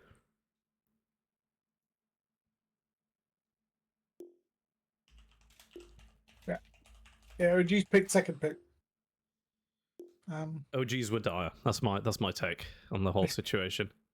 That doesn't help anyone. What are you on about? I think it is helpful. I mean, we're just trying to put pieces together here. Like, there's no the question is about when the question is about who's first or the second pick. There's no wrong ideas, Silo. There's no wrong ideas. Oh, I should redeem everyone's potatoes, shouldn't I? That would be smart. You don't want to Who rip won? off your. It was Spherical, right? Spherical did win the first game. Okay, complete prediction.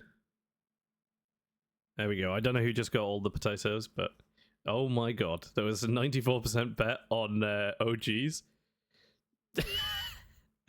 Lenian, who I believe is Nazir, backed Spherical to win and got 8,740 potatoes. So that was certainly the value bet.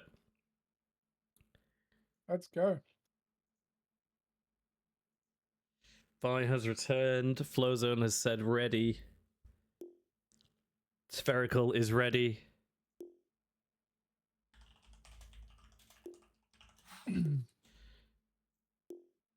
Casters are ready. Voicemen ready. We are the voice men. we are men with voices, and we use our voices to voice the men on the screen and women, I suppose. Yep, I wouldn't be too sure, but I mean, yeah. Well, there are female heroes and there are female players. Very much so. Also non-binary, all included. Are there non-binary heroes? I believe they are non-binary players. Well, that might be the case, but those are the non-binary heroes. Iris, he's neither. You sure? He could be both. Maybe he's like a snail. His idea is basically that he can be both, because he's kind of like a particle that can change into anything. With kind of, oh, these bans have come out quick. They're the same bans as last time. The only difference is that OGs have now banned Pango and are first picking Jakiro. I mean, not banning Jakiro is just crazy to me. Yeah, so they've taken the Jakiro. It's the best thing you can pick. That's the first pick. There's nothing that counters it, and it's just really, really strong. Maybe we see a Night Stalker, but even Night Stalker struggles in lane against Jakiro, so it doesn't really. Nothing helps. Pudge. The hero is very strong. Pudge is good against Jakiro. Is he? He's a squishy little piece of flesh that, you know. I mean, if you hit the hooks down. But hey, look, I laned this punch into Jakiro earlier, and it went okay. Yeah, but that's because you hit hooks. Normally, you don't assume punches to hit hooks. It could work, but Punch also gets bullied a lot. If you ever miss a hook, you're just dead. So, that's true. Also, you get literally bullied for it. Yeah. So we see the Clevici Bell picking Lich again. He was very happy with playing that. He played it very well. Got good ults out, got good shields out. Nothing to worry about. Got the first blood. So let's see what these second spots are. Oh, a respect ban on the Bird Sand King. I would not think we'd see it, but I didn't either, to be honest. I thought they'd just accept it if it came back again. Did they ban the Quap last time? I'm guessing so. They did ban the Quap last time, but they didn't. The Panga and the Sand King got a respect ban. But theoretically, OGs could pick the same course so far. 5 seconds remaining. Seeing as they've shown that they like to play the Beastmaster even as a one, I'd ban it. But they are banning Orbs just doesn't like playing against Husker. Yeah, I'm but sure he doesn't like playing against it. He just hates it. there's the thought if you're Spherical of why ban it if you. Do you know what I mean? You've just beat it. No, I believe this is like Ducty and Spirit Breaker, and don't you also 10 have one of these seconds series remaining. where you just think, nope, we don't play against this? Silencer maybe, but I 5 wouldn't say seconds off on remaining. ban Silencer. Where, so stuff like that, where it's just he does not want to play against a Husker in his lane, and so they ban it. Probably been cheese picked too many times. I'm not I'd sure be who by because I'm not sure I've ever seen it in one of these games. Maybe in one of the, in some of the good internationals, like George could I've play really it, seen it. but I don't remember it that much as well. What George can play? Maybe just Huskar, can he? not really, but Better could- than he- Zeus. better than Zeus. Good exactly. I mean- was just trying to slip in a dig at Zeus. Considering how quick we rushed through these first bans, and now they are taking so long with their second pick, eating into that reserve time. Abaddon, okay. Moist Goblin Abaddon, I'm guessing. It could be Bird offlane Abaddon. I'm going to be feel like it's a sad Bird if it's offlane offlane. I Abaddon. hate offlane Abaddon.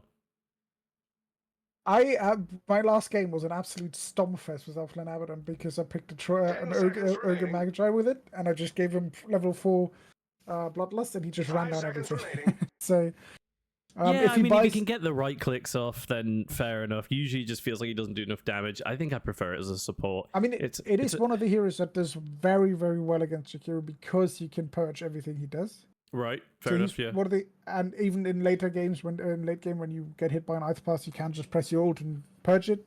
You're still not happy playing into Jakira, but you're fine with it. Somewhat, Happier. can tank it.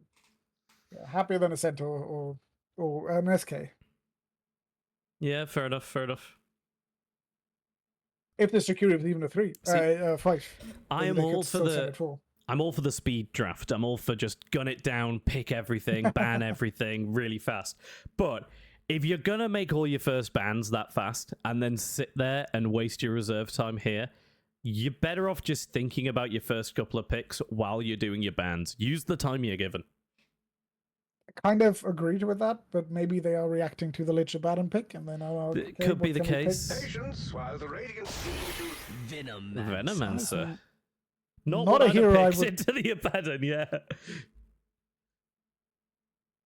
Okay, that's a supporter. That's a Vi Venomancer, I believe, because I believe Time Twister does not play it. I don't know. I think Time Twister plays a 10 lot of seconds things. remaining. Okay. I do Maybe. like that Viveno alliterates, so maybe we should just 5 let him have it. seconds remaining. We'll see. Viveno, Viveno. Venomancer Vi. Vi Veno.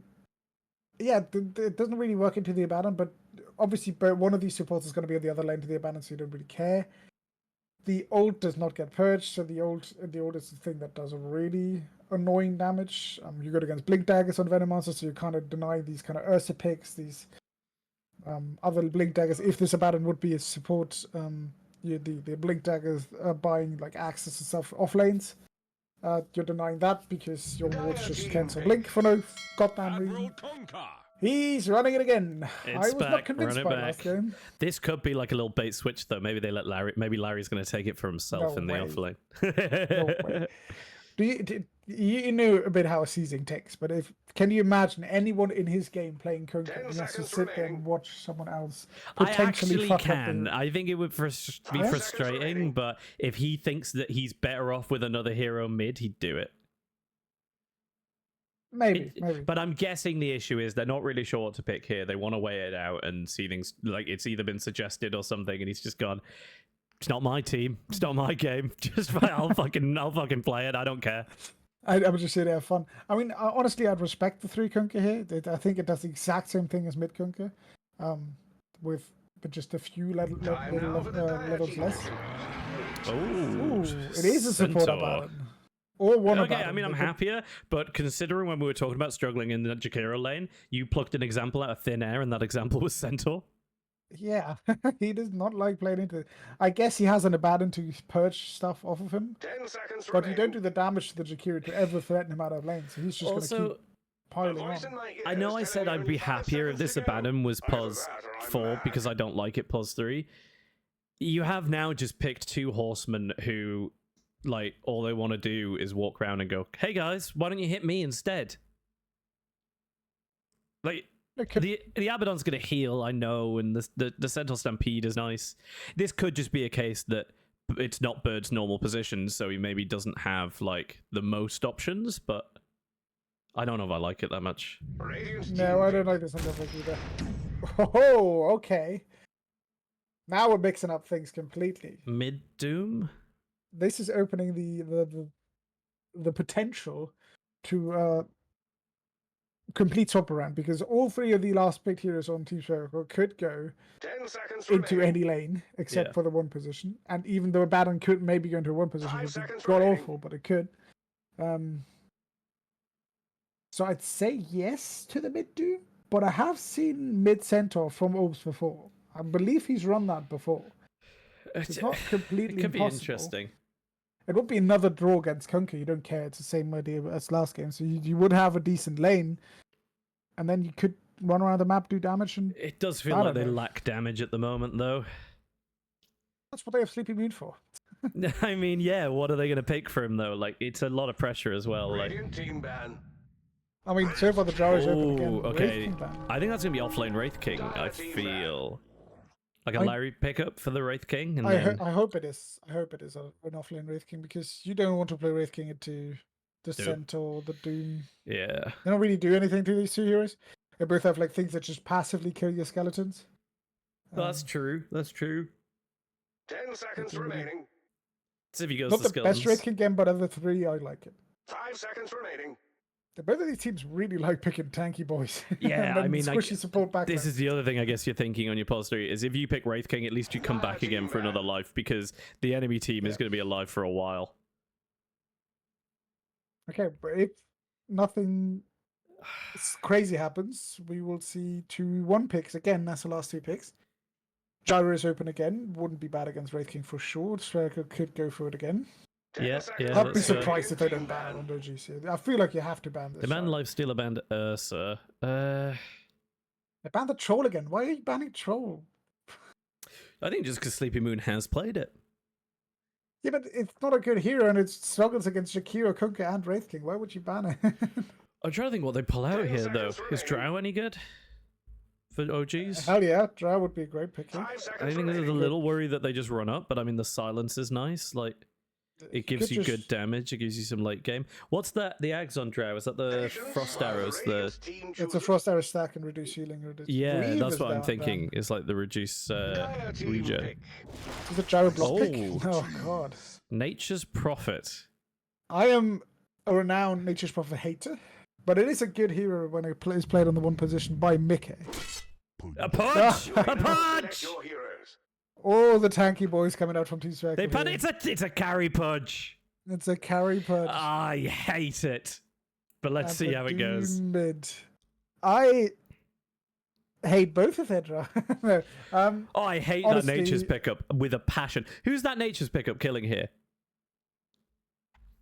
it's my Mishibo. Exactly. Like, at least the Drow was going to be able to stand behind this sort of tank lineup it would have in front of it and do something. But I mean, I it just just does a kinda don't ridiculous know. amount of damage. It could also easily kill a punch. Like I a feel punch like- does not have that much armor. true. I don't So know. I don't like the Nature's pickup, but I hate the punch pickup even more. So I'm gonna go, and I just have to go with Jakira being the best hero. And I'm worried about the surprised it's not damage banned. output of OGs, I think. that's a cool ass skin on Vi there. I've never seen that one before. You haven't seen Jakira that does one? on Like the armor. Aztec one? The Oh, armor. on the Aztec- Jakiro, sorry. I thought you on the meant on Jakiro, the thingy. It is a Vi Jakira. The armored Jakira, I haven't seen that one before. But Right, chat, bet your potatoes, maybe more wisely this time. I'd go with OGs this time. I don't like the Nature's Prophet. I don't like the Kunka, but together they are better than the punch Yeah. one. I worry they don't have enough damage, but I mean, this punch one could pull it out, you know? Who knows? Wow. Unless he gets like 70 kills. I don't on know me. because the damage facet is absolute dog shit. And that coming from me, you know, I so wanted it to be good. Yeah, Like, he hasn't gone for it. Luckily, so at least No? that. Is that, I don't know if that's a good thing though. Like I feel like on a carry roll he now just lacks. Nothing touches the heart. I mean, you just go a lot of strength and then your dismember does a lot of damage, right? I think Pudge is fine here, but am I crazy to say they should have ran the Pudge 4 and the Abaddon 1? I feel like they just don't pick the Pudge. At no point in this game does a Pudge feel like a good choice. No, but because the Pudge if you have to play the it, Pudge yes, is capable I'd to say get that kills way. on Jakiro, Veno, and to be honest, is pretty decent into Nature's. Honestly, against Nature's Prophet is actually pretty decent, but let's but see what he does with it. I don't know. I mean, what he's going to do first things first is hopefully secure the rune, but... I mean, we're going to see a fight here. So we got Moist Goblin on the Abaddon, OBST going mid on the Doom, Sleepy Moon on that, we presume carry Pudge, Bird rocking Pulse 3 Clevici, but in Centaur, trouble. and Clever Symbol on Lich again, but now in trouble. Oh my god, he's just dead. No question. They don't go to help. Flow Zone taking first blood, even giving it to their carry. I mean, just a coordinated strike. I don't know what Spherical were thinking. Clever Symbol just standing over there going alone. A bit deep here. But Bird Hit does not have skilled his Q yet, and no one is interested in this fight apparently. I think Bird just didn't want to think they were going to get anything. Maybe a hook See, here. missed it. Oh, he does get the hook onto Time Twister. They don't have any follow-up, though. Bird, now having skilled the Q, is going to try and run it down, but the Dual Breath's going to put out enough of a slow that he wouldn't catch even if he had been going to catch in the first place. Bit of a tongue twister for you there. See, mid lane going to be extremely uninteresting again, because it's two very tanky boys, again, not being able to kill each other. Maybe Doom can get something going level 6. The Scorched Earth can do decent damage, but I just don't think it's going to do that much this evening. In the top lane, what have we got? We've got the off lane Wraith King, backed up by his Veno, going into Sleepy Moon Pudge and Clever Symbol. Yeah, this is a lane where you really need a lot of kills. You need kills on the Pudge. Pudge needs kills. Yeah. That's As just Spherical, you want your bot lane to just chill. bot lane being Abaddon Centaur and Abaddon, the two guys that I think do the same thing, into Flow Zone on the Nature's Prophet and Vi on that double-headed dragon, the Jakiro. Yeah, and you want that lane to not succeed that well for Radiant, and you want your top lane, your Pudge Lich lane to succeed and get some kills. No idea how they're going to do it, but potential. No, I mean, interestingly, on both the Pulse 1s, I feel... Oh dear, where did we just... Clever Symbol does manage to take down Time Twister, so that's very nice. But, oh, he does get the stack. Yeah, oh no, that Fleep stack's off... Oh yeah, it is off that. Sorry, just working things out in my head. Yeah, like, interesting, obviously, Flow Zone on the Pulse 1, he realistically he probably wants to TP and help out on other kills to get some early levels or early gold, but obviously he wants to farm, and then Pudge wants kills, so he wants to hook, but he also just needs to stand there and last hit because he needs farm. Well, you can do both at the same time. I think the Lich Clevici will place it well enough to make sure that he can set things up. Yeah, set things up.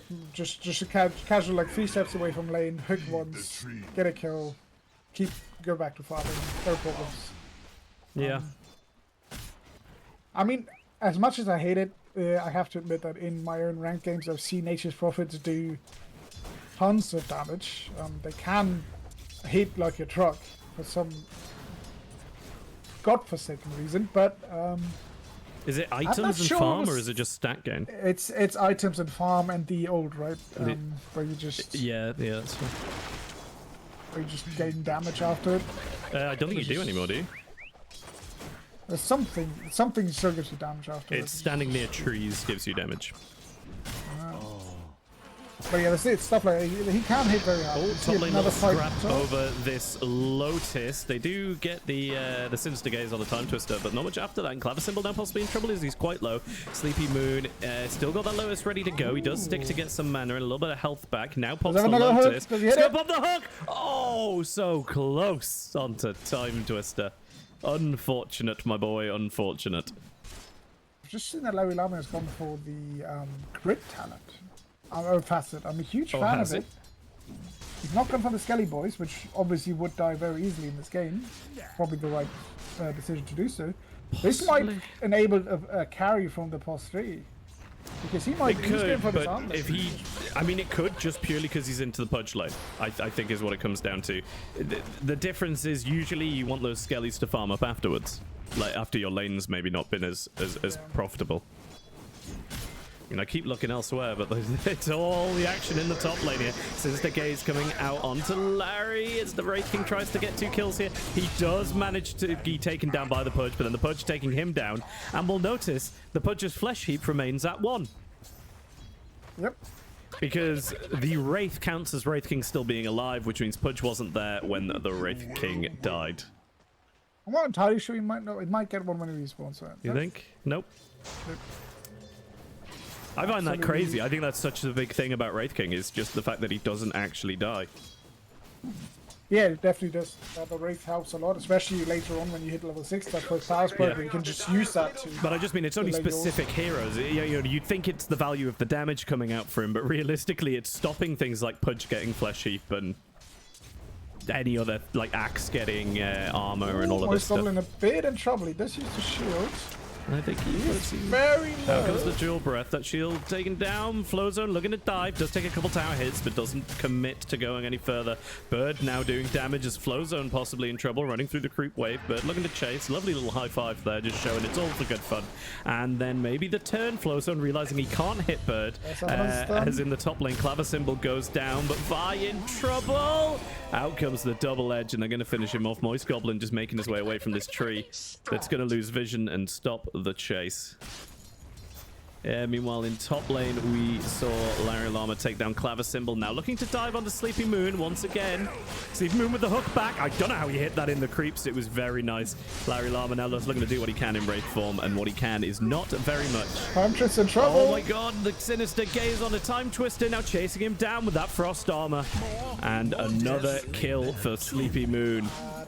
I mean, this is racking up. 3 strikes. That's a huge mistake from Larry to walk on a, go on the tower there for no reason. He throws out a what the fuck. I'm not sure why, but Gearbreaker?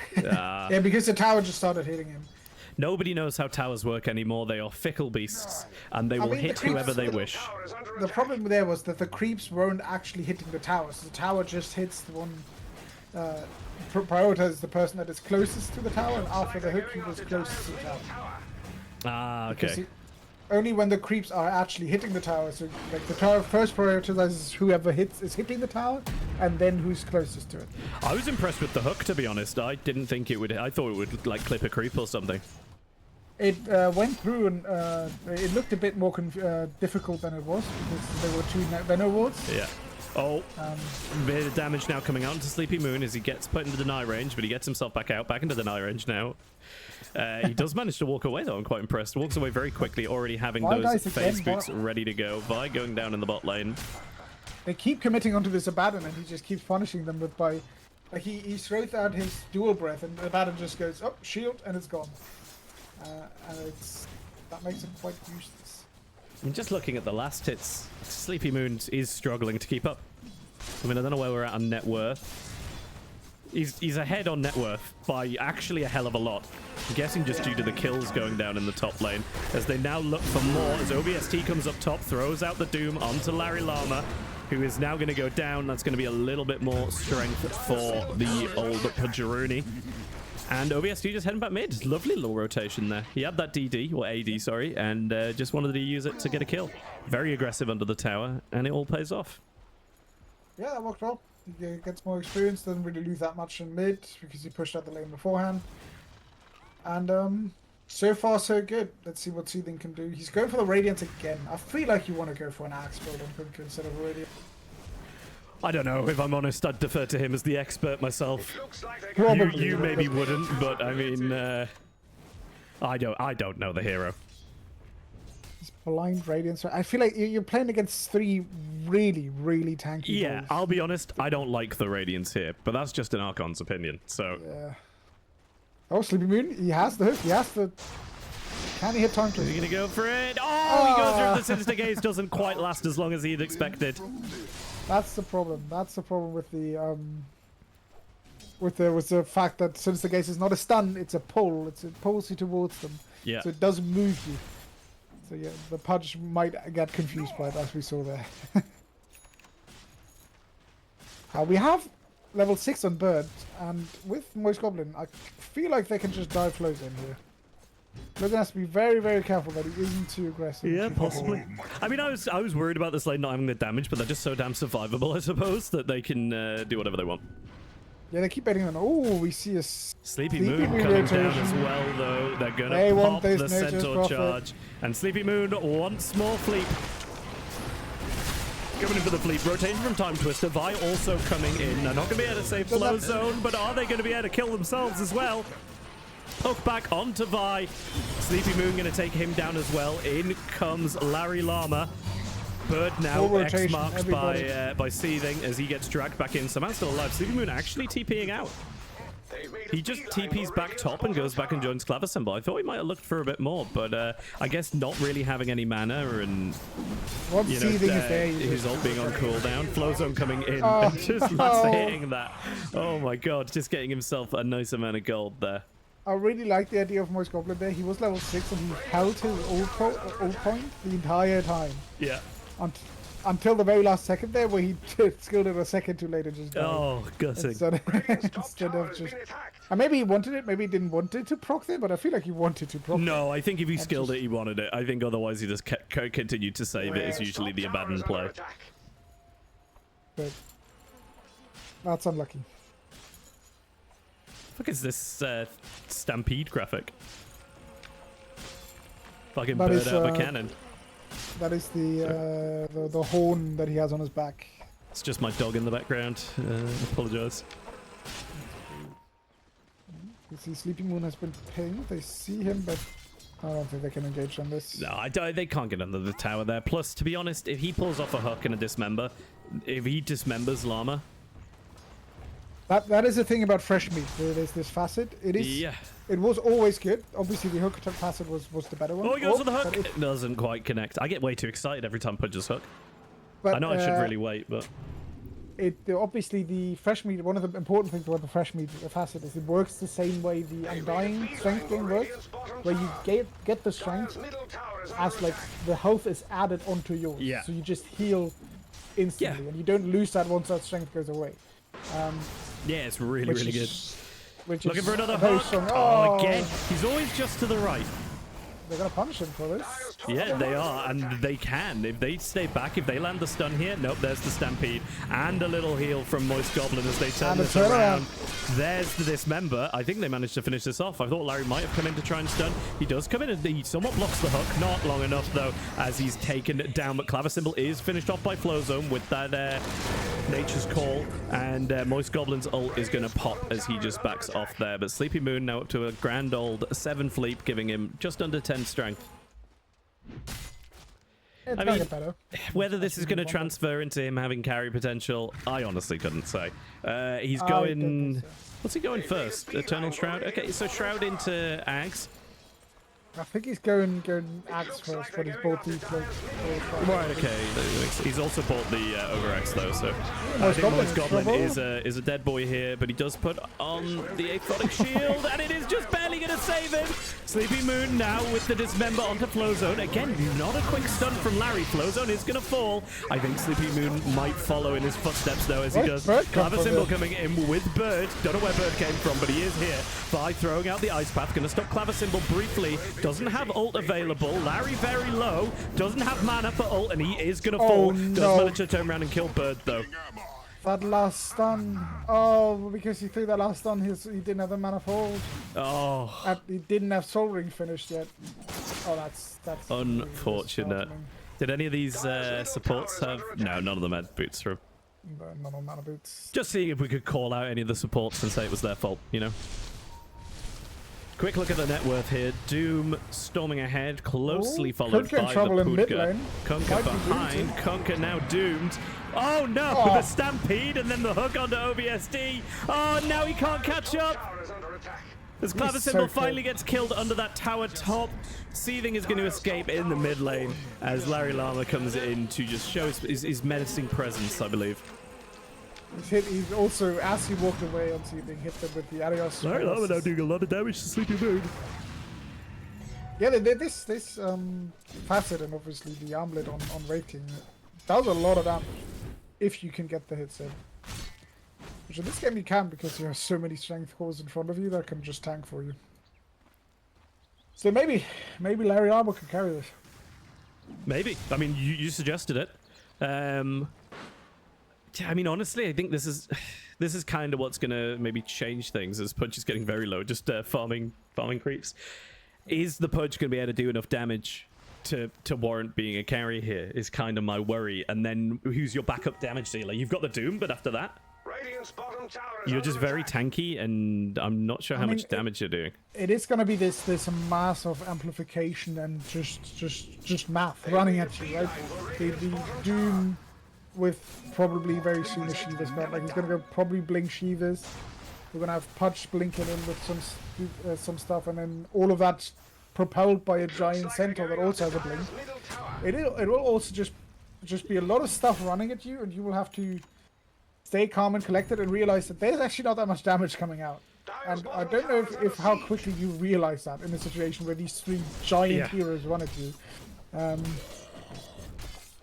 But it will hopefully become clear quite soon, and then it will be on Opes again. Basically, this Doom can do a lot of damage, obviously.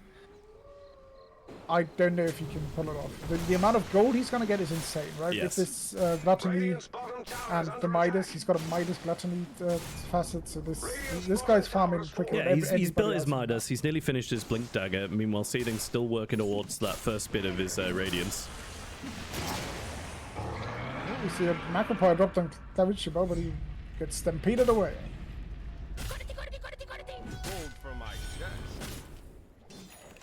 So far, I think, we're going to see a bit of a settled situation where every team is just working on Items. getting the damage to kill the other team.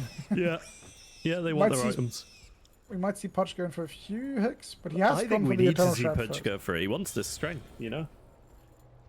I think he needs to wait till level 12 till he kills something. Till he can kill something.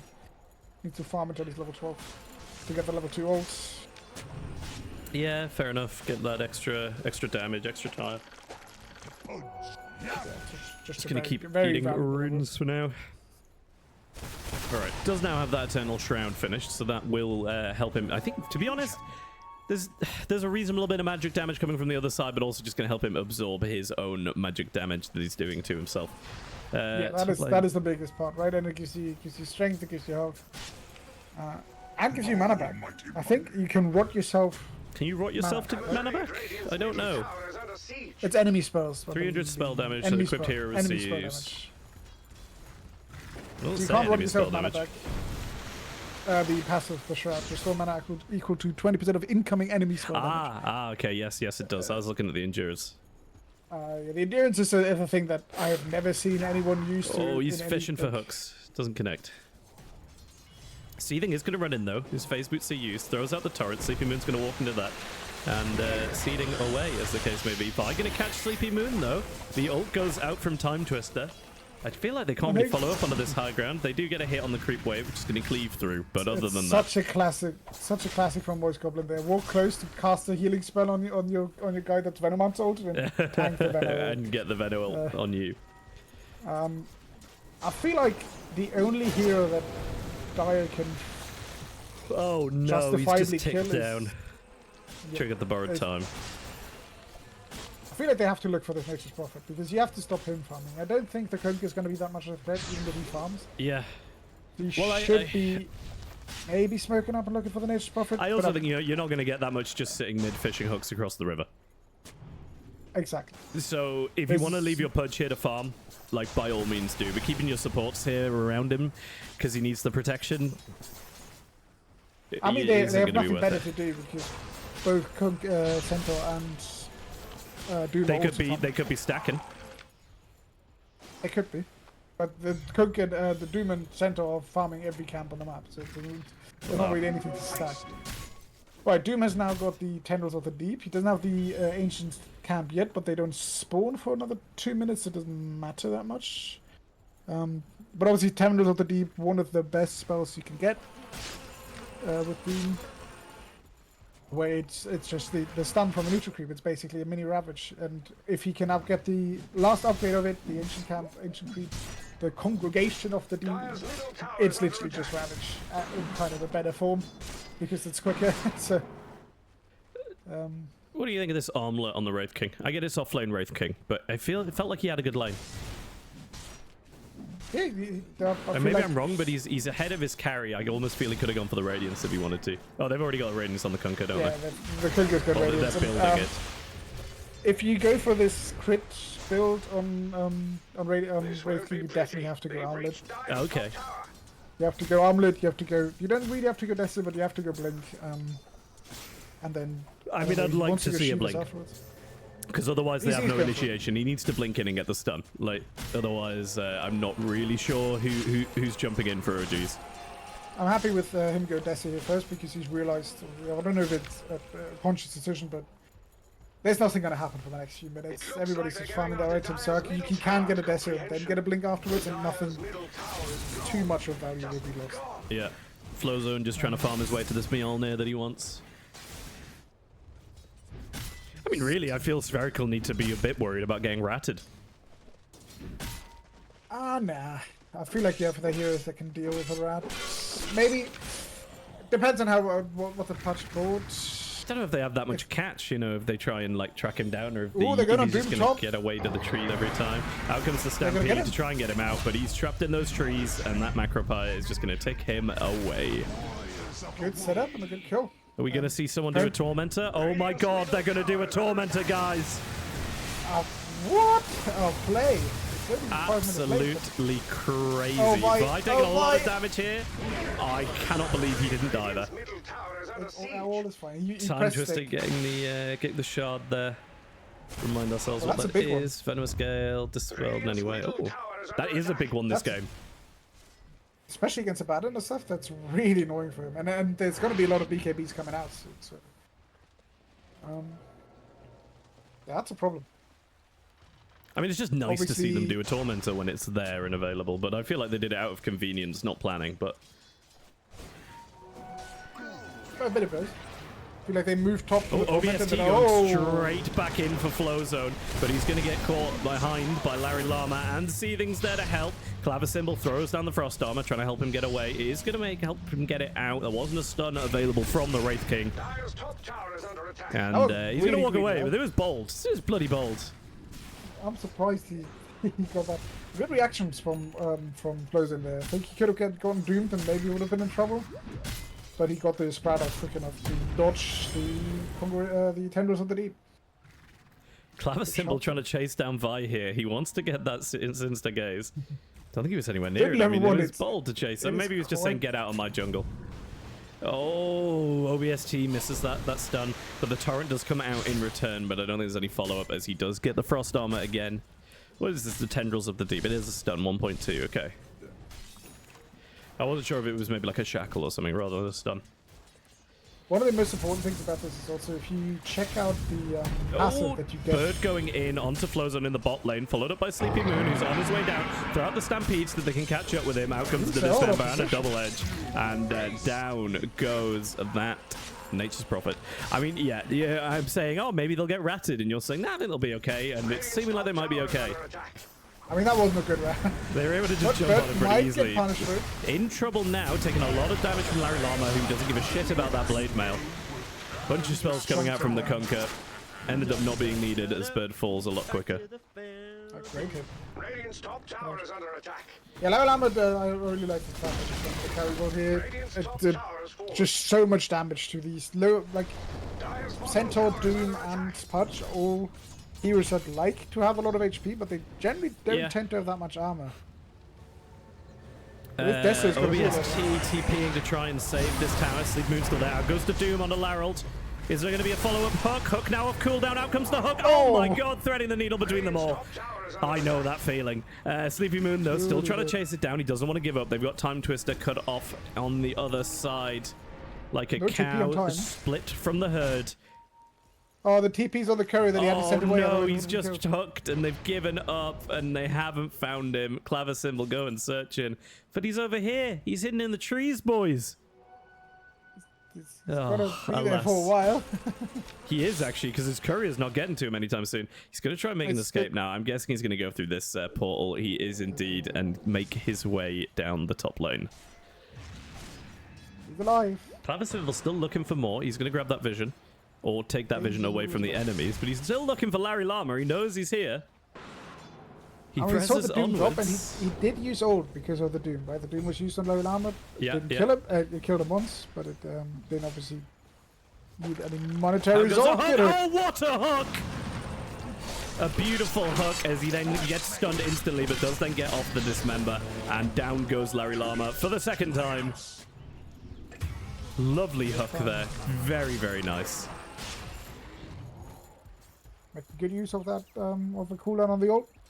And this might now translate into either more kills or dead tier 1 mid tower and then a dead tier 2 bot tower, depending on how they want to fortify. But And the spread out here, they're taking this mid tower. They can then move straight down off afterwards. stepping away. Radiant's middle Out goes a tower is fishing under hook. Not going to quite land. Middle tower is near oh, oops. Oh, this is not the play. So the Doom has now gone for the level 15 talent of Scorched Earth movement speed. Obviously, movement speed, always great to have. But Oh. the other one is Devour Can the target target ancients. Yeah.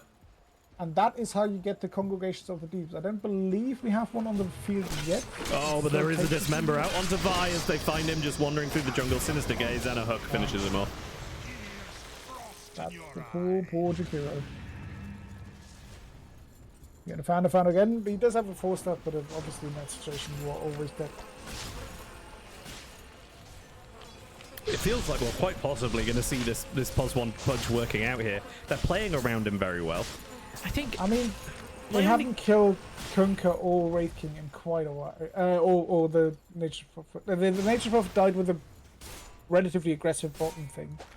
How goes They're the not hook? really killing the Kunkka. My only question about the whole +1 punch: if he'd just been +3, and his supports played with him like this still regardless, while his carry farmed away, which is basically what OBST is doing, Yeah. would it be any different? We would have had a more harder lane, but other than that, no. Yeah, would be- I can't get on May- board. I know that the patch one, the pure patch one was the big thing at a few tournaments with a pro player pure playing it. And he played it the same way, where you just go axe and is really tanky and you Yeah. play an early game. But this guy's going to run out of damage very soon, as you say. He's not going to do the damage in the late game team fights. Yeah. And as soon as his Nature's Prophet gets like Hurricane Pike Satanic, he's not going to find him, like, be able to kill him on patch. Ooh, Doom is going in. Seeding might be in trouble. Looking for Probably it. going Oh, to he settle doesn't for manage to Vi get it there. off. Does then Doom Vi. Does then get pushed away. Out comes the Stampedes. They can chase another fish with the hook. Unfortunately, doesn't land. Is Vi going to make it out here? The Doom is nearly over. He's only got 250 HP left. He survives. 116 HP, I think. Time Twister Yes. throwing out the slow. Clavisymbol coming up the side, trying to find him. Time's Courier has been left alone at the secret shop. Unfortunate, but everybody does manage to disengage. That is Doom used. I mean, you want to go in now, and Larry Llama does want to go in. They still had vision on Clavisymbol, tries to get him. He does force staff, oh, gets force staff away. Yep, entirely saved by Moist Goblin there. Sleepy Moon now coming in, doesn't land the hook, but Larry Llama turning around. They pop the ult on the Abaddon. Out comes the Chain Frost, but everyone's just going to walk away from that one. In the meantime, Clavisymbol going down. Sleepy Moon gets the hook on the flow zone. Those don't keep it in Lands the very dismember. aggressively. He's not really nice. Now in trouble. We do see the Abaddon go down. Sleepy Moon very low. He's going to go down, but Larry Llama now in trouble. No, he is not. Lovely ice path from Vi. Follows up with the Macropire. Larry Llama goes down, but has the reincarnation, and OBST barely managing to TP home there. Yeah, that was a very, very aggressive TP from Flow Zone, and even with that, even with the mistake I would say on him, they still rock that team fight because the damage is just not there to kill the Wraith King twice or the Kunkka at Yeah, all. lovely fight from OGs, really. And the supports can then just run around the team fight. Obviously, there's Vessel on Venomancer doing God's work against 3 strength heroes. And the general of the hero reduction that hero can do, if he's already got it. Yep, he's got the level 10 talent. So these strength heroes are not healing as much as they should be, and they're not doing enough damage to kill the enemy cores. So what are they doing in these fights? It has to be said, it was a fight without Doom, so maybe that could help deal a bit more damage on the Kunka. Yeah, well, they kind of whiffed the Doom, didn't they? And then they continued to push, wanting to get something for it. Now getting the stun onto Larry, he doesn't have Reincarnation. We didn't quite land the Dismember. Probably a good thing, as it would have been cancelled. Stampede coming out now to instigate the chase. Oh, and a lovely hook going to catch Larry Llama. Now turning their attention to Vi. And now Time Twister in trouble, as he's also going to be caught out here. Possibly should have started running a bit sooner. He has had to put the ult out on the Moist Goblin, who doesn't have borrowed time. No, he does have borrowed time. It's already off cooldown. My bad on that one. Time Twister now going to fall. Super Moon getting in there to get himself some fleet. I mean, that is a huge... Like, you cannot go anywhere without the cooldowns and the Kunka there. So yeah. Just too aggressive. Probably didn't expect the team to respawn that quickly or be there that quickly, but just... I mean, it's unfortunate. They're swinging the, you know what I mean, the lead that they were going to be able to build straight back the other way. It's going back and forth again.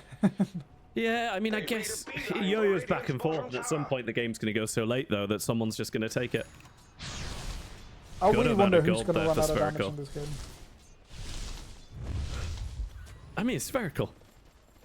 It should be Spherical, but maybe not. Maybe with... no, Shiva's card coming. Oh, no, Shiva's is already finished on Bird. Bird is quite rich. Sleepy Moon, Bird? possibly looking for Seething, isn't going to find him. This won't be pretty. Double Shiva's card, there's going to be so much beef. They're gone double Shivas? Who else has got a Shivas? Bird has a Shivas and Sleeping Moon has it queued up. He's going to show up. Oh, I feel like he should change. They are going for Sleepy. Out comes the stun. We got double ship coming in. Stampede pop, though, to get everybody out, but now looking to turn. Out comes the hook. Not going to land. Too far to go. Well, that being said, the Frost Shield there just tanking so much damage. It's insane. Yeah. You get on here. Magic resistance. Okay, makes sense. Even more damage resistance on the Frost Shields. These... Flowzone again with an aggressive TP. If this Doom runs you down, wow, you can die. This is the one hero that can actually. Oh, Sinister Gaze out onto Vi. No follow-up though. So instead, it's Clapper Symbol in trouble. As out comes the Ice Path, the Torrent, and the Wave is going to drag him back. He does drop the Tome and the Chain Frost. Chain Frost now bouncing through the Creep Wave. I don't think it's going to manage to kill anyone, and it is bounced out. But they've just lost one of their supports, one of the important supports, and they're still sticking around a bit. Yeah, I mean, they're looking for more. They do get a couple of seconds of Dismember off onto Vi, but no Sleepy Moon with no hook, no Dismember, trapped in the trees. He's gonna get out. He's gonna now chase up Seething. I mean, is he looking to lifesteal here? I don't really know. He is gonna fall. Moist Goblin now looking like he could be in trouble, and he is as he falls. Bird now all alone, pops to Stampede, but just after the trees, and he's not going to make it out of there alive. Critting people down. He's doing so much damage. Like he hit the Abaddon once, and he instantly popped his ult, and then just walked away, crit the Putch, nearly killed him with one crit, and then went to the center and started crit again. He's Armlet Deso. His Deso's 14 charges. I mean, he hits hard. Yep. He's hitting for what, 300 damage?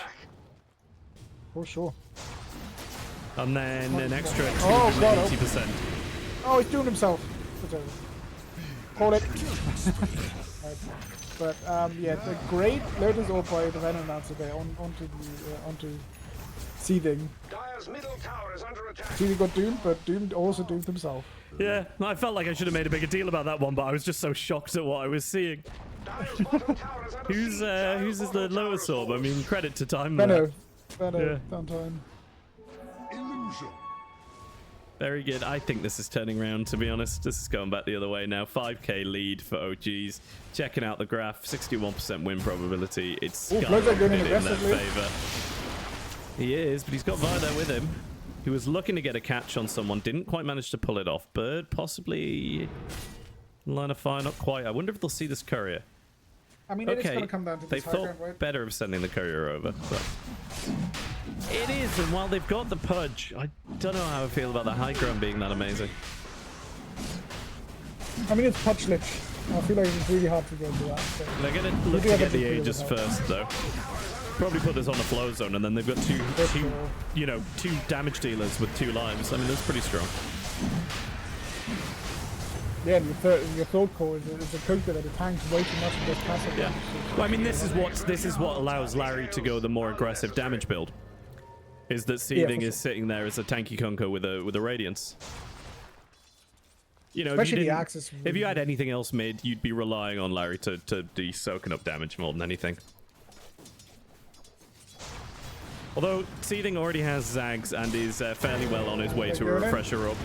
We're going to pop the ult on the Abaddon. Now Claver Symbol. Stampede comes out. They are going to land the stun, but he is just barely going to make it to the high ground. Looking to turn things round. Look to jump on the Lotus Orb, but oh no, the Lotus Orb! Luckily it doesn't bounce to the But now the chamber. Yeah, if that bounced to the Spire, they'd be having problems right now. My god, this man and his Lotus Orb. I mean, whenever the Doom comes near anyone, they instantly, that target gets Lotus Orb. But they do see Floatzone up top. They smoke up and they run at these 4 people. Oh, Sleepy Moon in onto Seething. Gonna get under Dismember, but not enough damage to kill him. Oh, he is going to get that purge so he's not stuck in the ice wall. Then turning around, manages to hook Bird instead of Seething. Seething does go down regardless, though. Doom coming out onto Vi here. That Lotus Orb was too late to save him this time. But my god, Larry Llama just tearing through the cores. I don't know if they're even going to lose all Vi here on this. You know, they are going to lose Vi. He's going to die to the Doom. He started ticking down pretty quick when I started talking about it. Yeah, once the run buff set one off. Now ready to hack away at this high ground. Flow zone. I think it's just going to get. Thank you. He did choose to come up onto the high ground. I thought he was just going to accept the mischance for the entirety of this push. They do throw out the counter fortify to keep that creeps alive. They've managed to keep that rangy, which honestly is going to be what they very much need here. I think they'd have completely different story if they hadn't done that. They wouldn't have been taking this Rax right now. For sure. I mean, it's just supports back up for Spherical. I don't think they can do anything other than maybe stop the creeps going in at the tier 4s. Bird popping out the It is seeming like it could be a moment. I mean, at some point, this Nature Prophet is going to take the level 25 talent. I don't know if he takes the 3 times. I think he takes the cooldown, and then he can just go home whenever he needs to. Yeah, I mean, the cooldown's already quite low, so you don't really need it. But no sleep, it's just soaking creep. They just don't have the damage on the Spherical. No, this is where you get punished for not only getting the pudge, but honestly, even though this is the better facet, the other one maybe would start to help give them a bit more damage. The thing is, I just don't think the other one even gives. It gives an extra 80%, I believe, at max. Yep. Which 80% base damage, so you can't even like increase that by buying like damage items. Well, so yeah, you just have to get strength, which works because Pudge gets fleet. But right now, you'd be looking at, I guess, you'd be looking at an extra 160 damage. I'm not sure you're even going to really match the Wraith King's damage output with its crit. Yep. And then you also need attack speed, which Pudge just doesn't have. And then yeah, well, I mean, the original idea when it came out was this sort of Mage Slayer build, wasn't it? But you're right. Yeah, you can't dismember if you're attacking, and although you'd still get like health back from dismember, you're not gaining as much strength. It just doesn't work out. They need to give him a shot where he can dismember and at the same time attack people. That would then yeah. But I don't want them to get rid of his current shard, so I mean, the current shard is just the old facet is worse. I miss the old facet, okay? Don't take this away from me. The good thing about the old facet was the range and speed increase. None of that is on the shard. To be honest, what they need to do is either give that facet more damage or just give it attack speed as well. Something like that. I mean, it is very close to being broken. I feel like we can very quickly make that completely broken. Because it is a very tanky hero that can then right click just to death. Yeah, the problem is your strength gain is based on getting kills, but if you're going to do that, you don't want to be in fights, you want to be farming, so it's rough. But anyway, back to the game at hand. We've got 26 seconds left on the Aegis, so I don't see that getting used unless Flozone's about to go in very aggressive, but he isn't quite. Oh my god, we're going to see a second Tormentor. Can you believe it? They're just taking Before the our map, very eyes. taking the map by storm. No, Seething's playing Conquer. Storm was banned, I believe. Radiant's middle tower is under Say it attack. properly. Um, Dire's They're bottom taking tower them is up by under Conquer. giving you by Admiral. I'm just giving you a very long sigh for that. Sorry for that one. Oh, Sleepy Moon in They're going to trouble. get Sleepy Moon. They put him in the trees, then drag him back. He's going to run away He's now got that a he's not in Ghost trees, but the Scepter. X mark does comes out. He does have a Ghost Scepter, which did save him for a little bit, and the Stampede might get him out, but Clavisymbol, I believe, TP'd Oh my into that God, the macro team fight's fire. too good. Oh my god, but the hook and the Dismember onto Vi might manage to get him a kill. Bird on the other side in trouble as he goes down. Moist Goblins have the borrowed time popped, now stuck, not stuck, they don't even try and go on him. They just took a kill each, or technically 2 kills, sorry, Clavisymbol did buyback. There is a Doom out onto Larry Llama as he goes down next to Sleepy Moon, but he is going to come back with the Reincarnation as they are unable to save their Abaddon. And OG's now just going to look for this tier 2 top. Do they press their advantage here, do you think? They got it, surely. They definitely need to be careful with the punches, but they should at least poke it a bit. See what they can bring up. Yeah, I mean, Maybe there's get a no buyback. Doom. There's 2 heroes down. I know they don't have Vi, but even on the hook, I don't think they kill him. Lotus Orb doing great work again as he pushes the Pudge to the outside. We honestly see the Dismember onto Time Twister as OBST comes in with the BKB. There's a lot of damage. Time Twister does tick down in the end. Seething taking a lot of damage from that Chain Frost, which is now hovering around Flowzone, and it times out, but Flowzone hooks back in. He does manage to get OBST. Oh my god, the damage! The damage and the lifesteal from that Satanic as he just man-fights Sleepy Moon, who buybacks and straight back in. OBST also on the way. Hook unfortunately hits the Treant, I believe. Flowzone now looking to TP out. Oh, but the bash from the Doom. Sleepy Moon on the high ground is going to pop. Who's Lincoln's? It's Flowzone's, I think, but I can't see. He does manage to dismember him that time. Trying to click on the flow zone to see if he had a Lincoln's. He didn't. Whose is the Lincoln's? Where did that Lincoln's come from? Enlighten me. What Lincoln's? Now chasing on. I thought I saw a Lincoln's pop. Never mind. Yeah, that was Larry Focus Llama on. now doomed once again. No reincarnate available. And Moist Goblin with the borrowed time, but he's not been getting any health. That Doom extends onto the Wraith. That's interesting to know as Vi is almost about to be caught out here. Bird and OBST commit to chase. They do have the Shivas up in 1 second. Does pop it. I don't think it's going to connect. It does connect as OBST jumps in front and gets the bash. Yeah, I mean, once Lincoln's. again- It was Doom. It was Doom. Doom does have a Lincoln's. Okay. What fucked it? I guess. You got me thinking I'm going insane, but what the fuck was that fight? My god.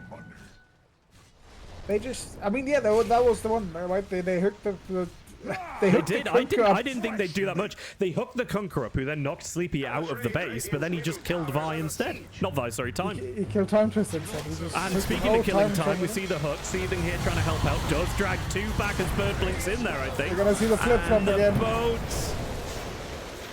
doesn't land on Sleepy Moon, who's trying to get away, but I think Time might manage to kill him here. No, he's going to land the Dismember. Time's going down instead. You always got to be careful of the Pudge when he's got that fresh meat facet. Yeah, for sure. Like we see these, Radiant's middle like everybody's tower taking these fights and winning these fights badly, and then just running it down and just. Oh, it's People an are respawning and absolute killing them. brawl. I'm not sure there's any tactics here. Oh, Flippy should have just taken a casual. Have I 10 just range realised that he actually went Mephitic Shroud? I swear that's the first time we've seen it on the Pudge, which is where it's best. What Mephitic Shroud? It's the Aphotic Shield. The facet is Mephitic Shroud, so when you take damage, it like disperses it back, but it counts No, for that's- Pudge's rot, so it's really good. That's what you always get. Is I it? think no, yeah, Oh, you mean you always take it? yeah. It is very good on Pudge, obviously, with the rod where you can just Yeah. do more damage. Oh no, I don't think you around only take it with Pudge. I more thought you were going to tell me that it wasn't the facet, that it was just what always happened with the ability. I was going to be like, what? It is definitely no, it's definitely the facet that you always take, but it is a facet that works with the ability. Yeah, I understand. Quick look at I the mean, items. Oh, we got a the other couple of facet on that ceremonial item is not robes that good. here. And a couple ceremonial robes on the other side. Pyrrhic Cloak on the Pudge. I don't know why there's so many ceremonial rope. It is only good on a stunning hero, so it's only really good on Centaur. Everybody else doesn't really need it. It's good on Pudge. Yeah, but he has Fairy Cloak, which is better. Yeah, so, but if Bird and OBST didn't get Fairy Cloak as an option, picking up the ceremonial ropes, they can still boost their Pudge's damage. I mean, it's a 1200 radius. Yeah. It's fairly big. It's not bad. Shall we take a look at buybacks? Who's got buyback? 3 heroes have buyback. What's that? 1, 2, 3 heroes on cooldown, which means 4 heroes need gold. Yeah, I mean, Radiant isn't really in trouble currently. OGs is quite far ahead when it comes to towers. They still have both of their tier 2s. Should maybe take care not to lose his bottom tower, but Time Twister seems to be heading forward. He's indecisive. I think we just saw Moist Goblin go to check Roche, see the Plague Ward in there, and he force-staffed himself out pretty damn sharpish. Just instantly ran away. I think both teams know they need a slight advantage to tip the scales in the next fight, and it feels like they both decided it's Roche. Larry Llama is going to be the one to commit to doing it though, but we see Spherical making their way over. Bird going to pick up that invis. Out goes the hook. Oh, it lands onto Time Twister. 4 steps away before Sleepy Moon can land that dismember, though. Bird now going to basically Shivas everyone as he stampades through, but here comes the boat. My God, how wide is that macro pyre?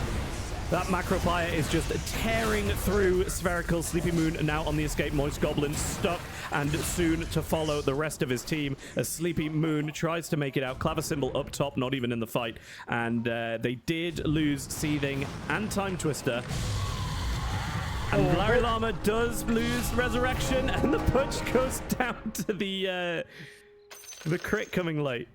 What's it called? Yep. The Mortal Blade? you all know what it is. Yeah, the delayed Spectral damage. Blade. Spectral Blade. Now deciding not to do Roche at all. Unless, did I miss them doing it?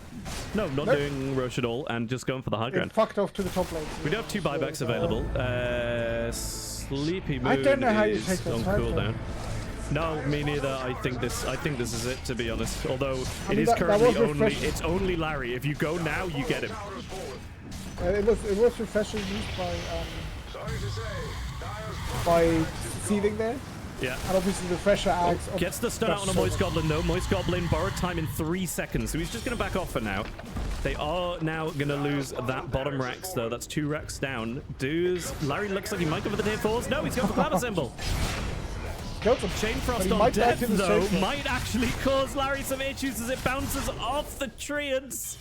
Bird now looking to chase him down. The BKB stop them being stunned. Out comes the Stampede, which is going to get them through that macro pyre. But Moist Goblin did decide to run through it anyway. And unfortunately, no catch for either side there as Larry barely makes it out. Great ice path from Blade to keep him alive. Did he ice path there, or was it purely the... I thought it was purely the macro. It was macro pyre and then another ice path to stop the stun animation. Centaur. However, despite the Centaur fact they needs may to have really badly buy his shard. He needs to shard hard, and he needs to shard first. Right. The fact that it doesn't happen is I think it could be over, to be honest. I mean, Megas are going to make this difficult. Given how back and forth everything's been, doing that fight into, Megas pushing all your lanes. Like, they haven't taken a tier 2 yet. It's been back and forth, but there just hasn't been any push on Spherical. Yeah, they just... Now going for Roche. Out goes the Raw. Yeah, at this point, Nature's Prophet does a very low damage, right? And he has the tanks to support He him. does, like, what's that, 600 damage? 500 damage. He needs trees around him. And then, how much does a boat do? A boat does, I don't know, 300 damage each? 600 damage. So yeah, it's not far off a boatload of damage. I'll give you it.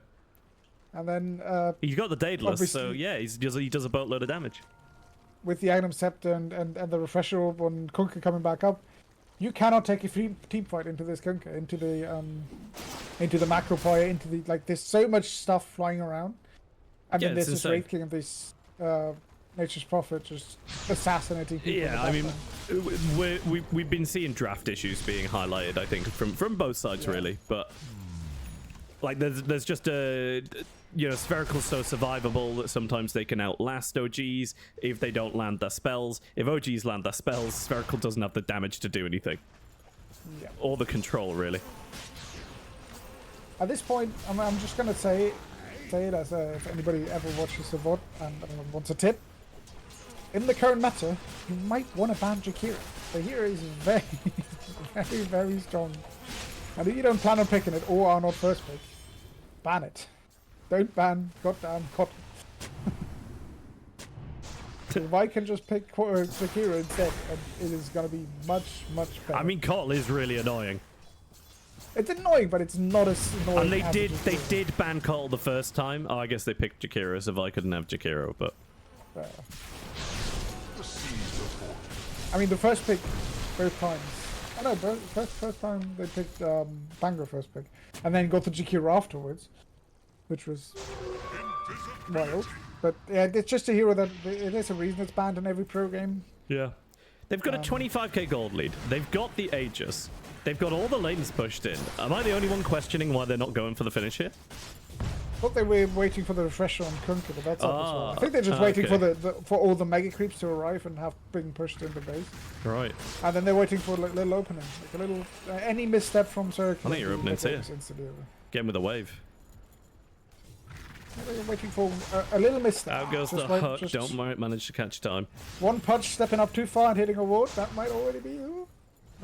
Not yet. we can only speculate about what they're waiting for. Oh, out goes the torrent. They are going to catch OVST. This is what they were waiting for. Drag him back with the wave. Throws out the X mark. X marks himself. Seething, use it. You could have used it. That would have been brilliant. So far.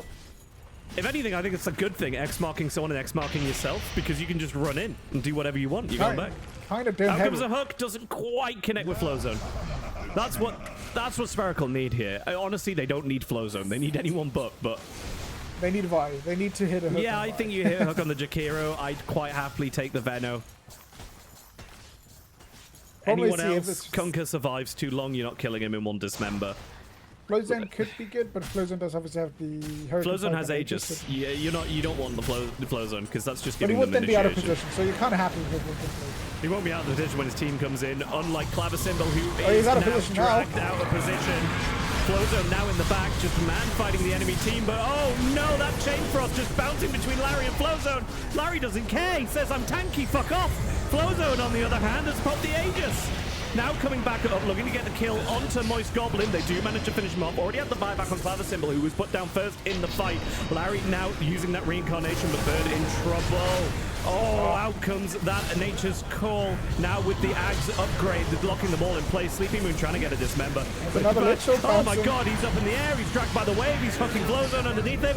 It's absolutely mental. The buybacks are all coming out from Spherical as the Mega Creeps push in. Sleepy Moon trapped on the stairs of the fountain. Bird goes. Was that Bird going down? No, sorry, OBST goes down, but it's all over as the Ancient falls. GG to OGs. That is a 1-1 for the series. It is a 1-1. It is a hard 1-1, but it's. I feel like Spherical tried something there in the second game and it didn't work. It just didn't work. Yeah, no, definitely. Yeah, I think the Pudge carry just has flaws. I think the Pudge carry is fine, but the problem then is you've gone tanky off lane and tanky mid lane. Yeah, you can't pick Doom with it. I feel like if you have a Storm with it, maybe, or like something in that direction. Storm, Quap, a Spirit, like anything that can do some actual damage. And then even in your off lane, like you want something that's going to be able to do a bit more work, create more plays, especially if you're then going to, like, if you can run, I feel like you can run the Centaur, but then you need something like a Clockwork or, I don't know, even a Phoenix or just something with some more initiation behind it. Yeah, not the Phoenix. The Phoenix is wrong, but you know. So the Centaur is an initiation. I feel like the idea was there, but the Doom into Pudge is not the last 3 pick you want, especially not into a team that already kind of counter strength here with the Veno, with the Jakiro. It wasn't the draft. It just wasn't the draft. yeah. So whereas I think OG's actually had a really nice draft there. Slight redundancy. I don't love the Nature's Prophet. Like slight redundancy maybe with the Kunker and the. the Wraith King, but not too In bad. general, all heroes are decent right now. Especially, I like the adaptation that Larry Lama did. Sending a Wraith King 3 is always a safe bet, and then playing it the way he played it with going recognizing, all right, in this game they're gonna have low armor. I want to right click people. My skeletons are not gonna do anything, Yeah. so I'm just gonna go armlet Deso and absolutely start slapping. MVP that game. Gonna give it to Larry. He did really well. I think that's I feel fair, like, and I would be very close to agreeing with you. but I'm giving it to Time. He fucking doomed himself. What a man! that is true. That was a good Lotus. What a gamer! There was some great Lotuses there.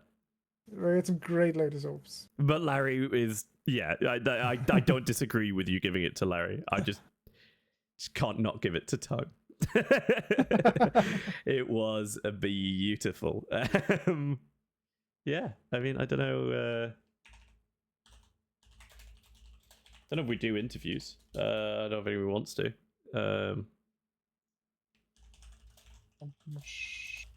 I always like getting the insight, to be honest. Who cares? Honestly, we could just say whatever team picks Shakira won. Done. That's That's true, all. yeah. It's all. Yeah. That's the one hero that transferred from one team to the other, and that changed what team won. But also, like, is it Nothing else mattered. Clockwork? It's Clockwork wasn't picked or banned tonight. I'm guessing they didn't want to play it. It wouldn't have been good against most of the heroes. Like it's always good against Shakira, but you do struggle against like a Kunkka to do the damage. Yeah. No, I just mean Clockwork has previously been the contended hero. You know, like Sure. everybody is always been people trying to get Clockwork because Clockwork was always seen as this. You know, he is very good at the moment still. But yeah, you're right. Tonight it was Jakiro. Don't let them have Jakiro. I mean, Clockwork was just, I think, a bit of a thing that I suggested to a lot of players, and you have then started picking it up, and other people have started picking it up. Yeah. And then I think only in this game, but only Klimishi really plays it, right? The others don't play it. I don't think Time plays it. I don't think Moist or Vi play it. So only Clavi could have done it, and he obviously wants to play a traditional 5 and not a Clockwork 5, which is a bit out there, but... I think Moscow just pointing out that I didn't even see the halberd, to be honest. The halberd was shit. I kind of get it. I get why you want the halberd. You want to stop flow zone attacking, but to be completely honest, it's tough for you to get in there on the Abaddon. I mean, there's not I much would you have can get. almost rather had the halberd on the centaur and the lotus orb on the Abaddon. Yeah, not having axe on Abaddon. Although I guess that's the really difference between hurt, 2600 and like 3850, but like still, if anything, that's better. That makes it a cheap pickup for Centaur. The thing is, even with axe, even with Holy Locket, if he goes for the standard Abaddon build, nothing changes in this game, right? No amount of healing stops the damage. Yes, you're right. They were already very survivable. So it would have to be. You would have to go. I'd honestly respect it if you'd gone for like an Echo Saber into Manta style Abaddon, where he just realizes we need damage. I'm just gonna build damage and go a second core and hope this game goes 60 minutes. But yeah, the draft just didn't have it in it to kill these tanky heroes late game. Yeah. I mean, the other thing is they have all these tanky heroes, but none of them actually stop anybody doing anything really. Even the Doom, to an extent, he can doom someone. They can still go and hit people. So like, poor Clavisymbol is like, I have 4 frontliners in front of me, yet is dead first in every fight because there is nothing to stop them just gunning him down. Hello. Oh, hello, Sleepy. It is Sleepy. Greetings. How are you feeling about that one? The 1-1 end. Really happy. Yeah? I think in game 1 we did like serious stuff and we played really well, and second game was kind of a curveball with the patch pick. But you could say that. I'm happy with the game. So saying that you did serious stuff in game 1 does suggest that you trolled a bit in game 2 with the patch, and But we still try. Like we really still try to win. It's just like I think we as Spherical, we kind of agreed before the tournament that we didn't want to like super try hard because Mhm. some of us are not like super into Dota at the moment. But so that's I think like normally I wouldn't have picked Patch because it's kind of wonky, but Yeah. I think it worked out and we're just having fun with it. And like playing against OGs is always fun. So yeah. I mean, we were probably about to fucking lay into your draft a bit, I suppose, and you feel like you've shut us down on that one. That's very much fun. It definitely felt like game 2. You guys just had all the brawn and not none of the brains, but like none of the damage. Like you could survive a long time, but if OGs landed their spells, then you guys just couldn't really do too much. Yeah, I think we were on track to win the game, but then in the mid game we kind of just sat on our asses for like 15 minutes, and that's when they came back. Yeah, all of you needed Which- items, and you couldn't really like follow it up. You just. Yeah. I feel like that game inevitably always ends the way it does.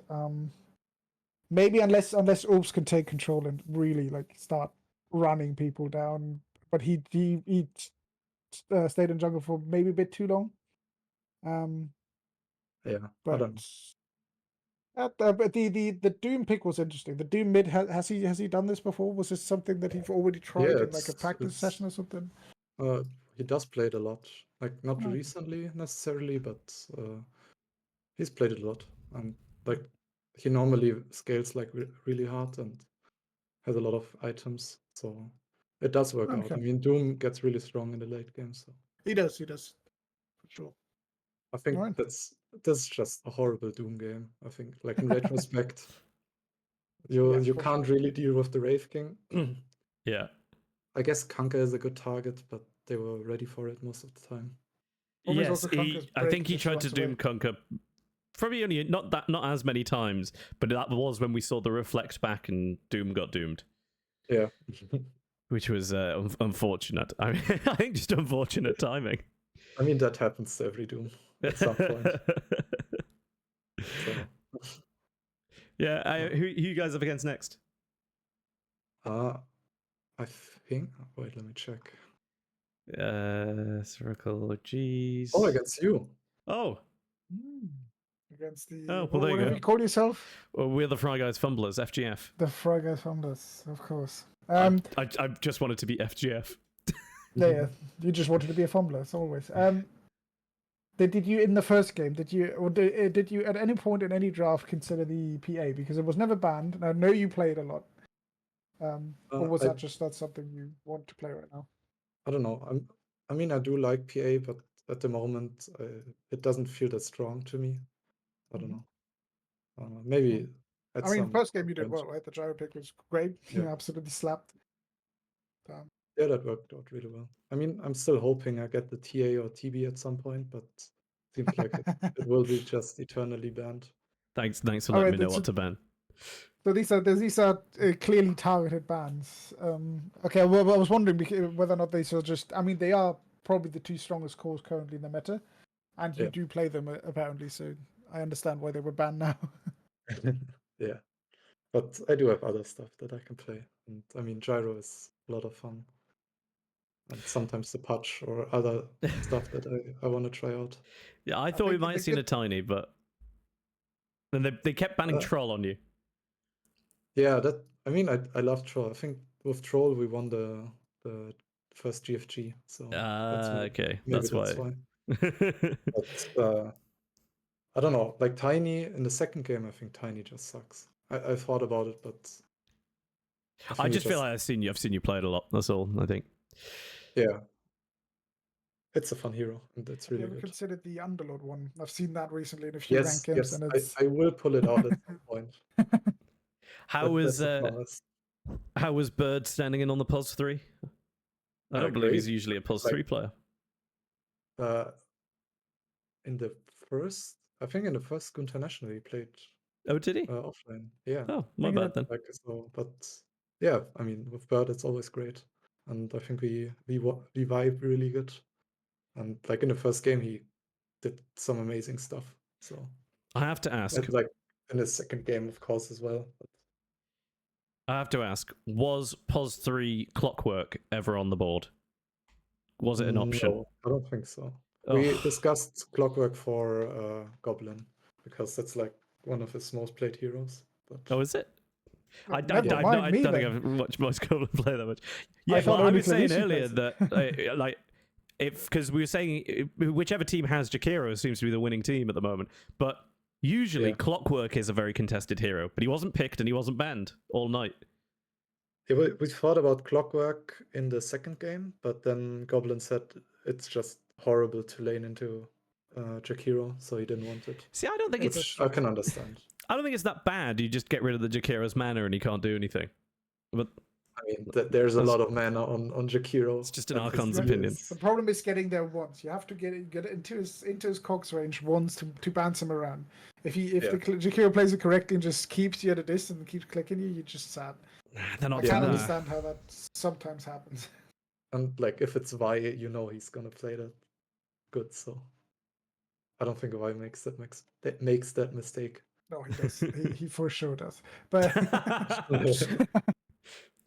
but no. Well, very well played to you and the guys tonight.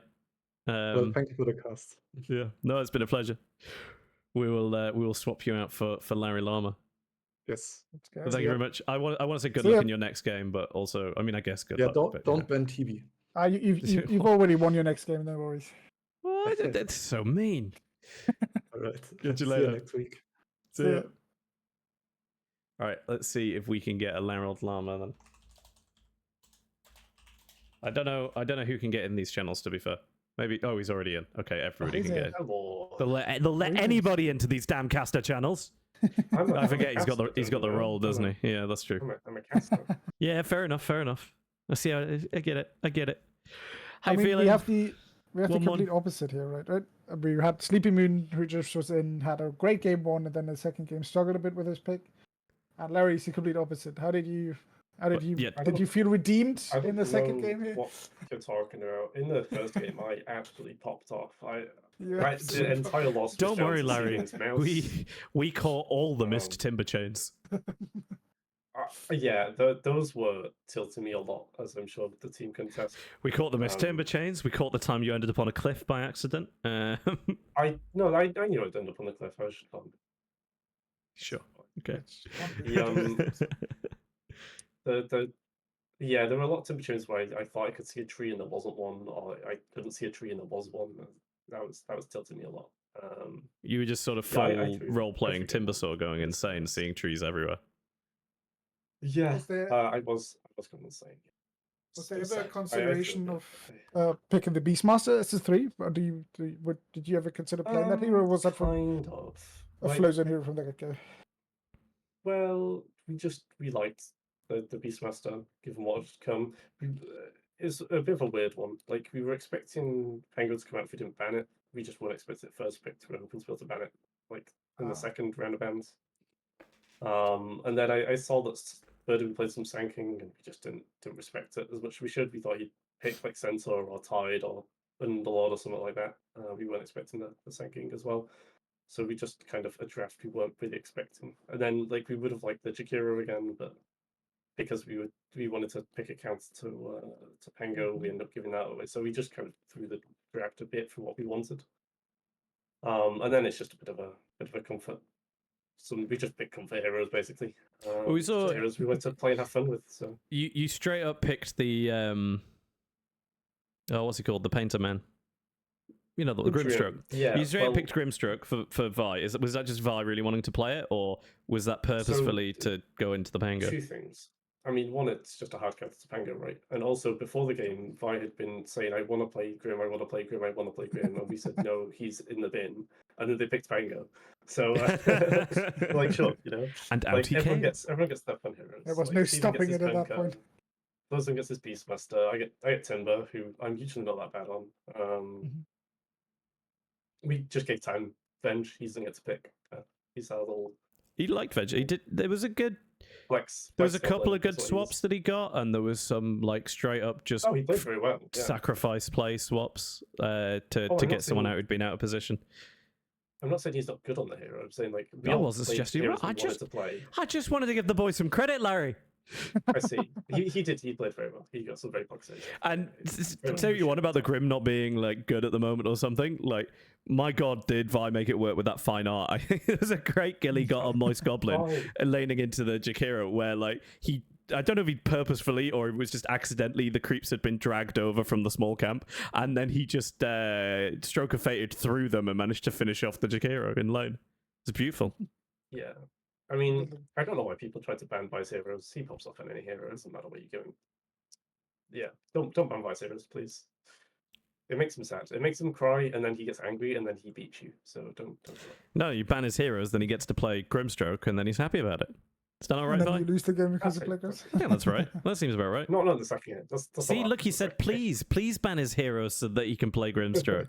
Honestly, just let him play Oracle and then just pick Silence Entered and make him Yeah, it's not sad. hard. No, It's because not. everybody knows if you pick Silencer, you're a twat. Or Don't pick the other Silencer. consideration is, if you don't ban Oracle and I don't pick it for him, then he'll be banned at me rather than you. True. Right, so game 2. You guys came in. You picked up that Jakiro. You said we were having that. Yep. Just you didn't want to waste Good the hero. ban on it, or you really wanted to run it. Nope. Good hero. Good hero. Yeah, Just a fair. hero. You then picked up the Method. you then picked up the Veno, and then was that just due to like going into the Abaddon pick, or did you just fancy the Veno? I mean, he's good against Abaddon, right? But I mean, outside of that, the Spherical likes to play team fight. Once we ban the Sand King, we're expecting, like as I say, Centaur or Tide or Underlord. And Veno just plays really well into those and that style of fighting. It's more just kind of against how Spherical like to play. I was gonna say, you say they like to play team fight. They didn't really have any of it in that second game. Oh, they had the starter, right? They had the Lich, they had Abaddon, they had Centaur. Like I wouldn't call Abaddon team fight. With his axe, he is. It's a lot. There's if he doesn't go this build, there's if no he pushes control there. axes- Their only actual control really is possibly Sinister Gaze, and then they've got what, like 2 stuns and a dismember. Whereas then you look at you guys who have slows for days, a stun. You've got Torrent. You've got the ship that's a stun. You've got Jakiro. Like, you guys had a lot more to throw down in the fights, which you saw on the fights that you guys won. Yeah, definitely. But like the if you're picking Abaddon as a support, and you've got Centaur offlane, well, Ops basically only plays melee mids, right? So even if you pick some CC like an Ember or something, you've already got 3 people going in before you you've already got 3 people going in and being in before you even pick your carry. And then like after we banned Weaver and they banned Lifestealer, who else did they pick from mid? They got to pick someone like melee mid, right? That's all Sleeping plays. Because we banned the ranged carries that Sleeping plays, and then if they got 4 people in the middle, well, just Venom. Yeah, fair. That's the thinking. Yeah. How come Seething ended up on Kunkka both times? Was it just get the pick out of the way, or just let him play something, or do you just not trust his other heroes, or? We wanted CC on a It's mid the most laner. I've seen It him was play that Underlord. Kunkka in the past like month, I think. Yeah, it was kind of that of Underlord. The first game was a good Kunkka game, and then the second game we wanted to pick a mid early, and Kunkka was kind of the hardest one to get countered. So Yeah, fair. yeah, that's the job. Chundalord would give you some good lockdown, to be fair, with the pit. I don't know if you've been in a game with Seething playing mid Underlord, and when he gets to the point where he's just going back and forth between the portal to get the grabs in the pit of Malice. Yeah, I mean we don't hate it, What? but like when we picked it, yeah. Well, I don't know When we exactly how it picked works, it, Salah, but when Lifestealer, you go through the portal, I don't know if it's only on Underlord, but it activates the pit of Malice around the portal. I can't remember. I it's don't know if it's Axe. child or You get something. It's Axe. Axe. There you go. Yeah, The when you Yeah, I Axe knew it is- wasn't. but I it knew it just wasn't as places a them. base thing, but like, the- places a new one. the build- Okay, that makes more sense. The build he goes is he goes Axe Refresher, and then you put down 1 pit, put down your ult, which gives 2 pits, and then you refresh it and put down another 3 pits. Okay. It's obnoxious to play into. It's And then brilliant to anyone play just with. presses- But like Um, Lifestealer, Weaver was still in the pool at that point. It's a bit Yeah, scary. that's fair. That's fair. Kunkka's just better against those heroes, and that's kind of once we ban Sleeping's other heroes, it's unlikely they're going to pick like Sven and Ursa into that lineup, right? So then Yeah. Oh, Kunkka becomes just better. Time Against wants to the know what things happened- they're left to pick. Time wants to know what happened when he swapped someone who was soulbound. I think it just swapped the one person. It swaps to one person and breaks the swap before the second it's really comes out. It breaks the link. Yeah, it's weird. So you picking up this this Wraith King? Did you always intend to go like that facet choice and that item choice, or? Yeah, see the Winter Radiance build. Yeah, we found it. I was already thinking to go in Deso build, and then they picked Pudge and Deso. With Deso and that build, your right click does like a third of Pudge's health. So yeah, no, I mean it was the right choice. I think if you hadn't had the damage, it could have like gone a little differently in the mid game. Like I think you gave chance for flow zones to sort of farm up more. Oh yeah, I mean, and go and do other things. He's my boy. I love Wraith King. Also, was there anything else in the discussion for your carry? I'm still not sure I like the Treant that much. Well, the nature, sorry, not the Treant. Lifestealer. I went to pick Lifestealer in 18, and Flo wasn't really for it, so we were kind of hoping they'd ban it so we didn't have to. Right. Okay. Because if it's like if they pick Lifestealer, it's got like Raise or something, and it's just kind of miserable. We don't get to play the heroes we like. Yeah, I'm not sure.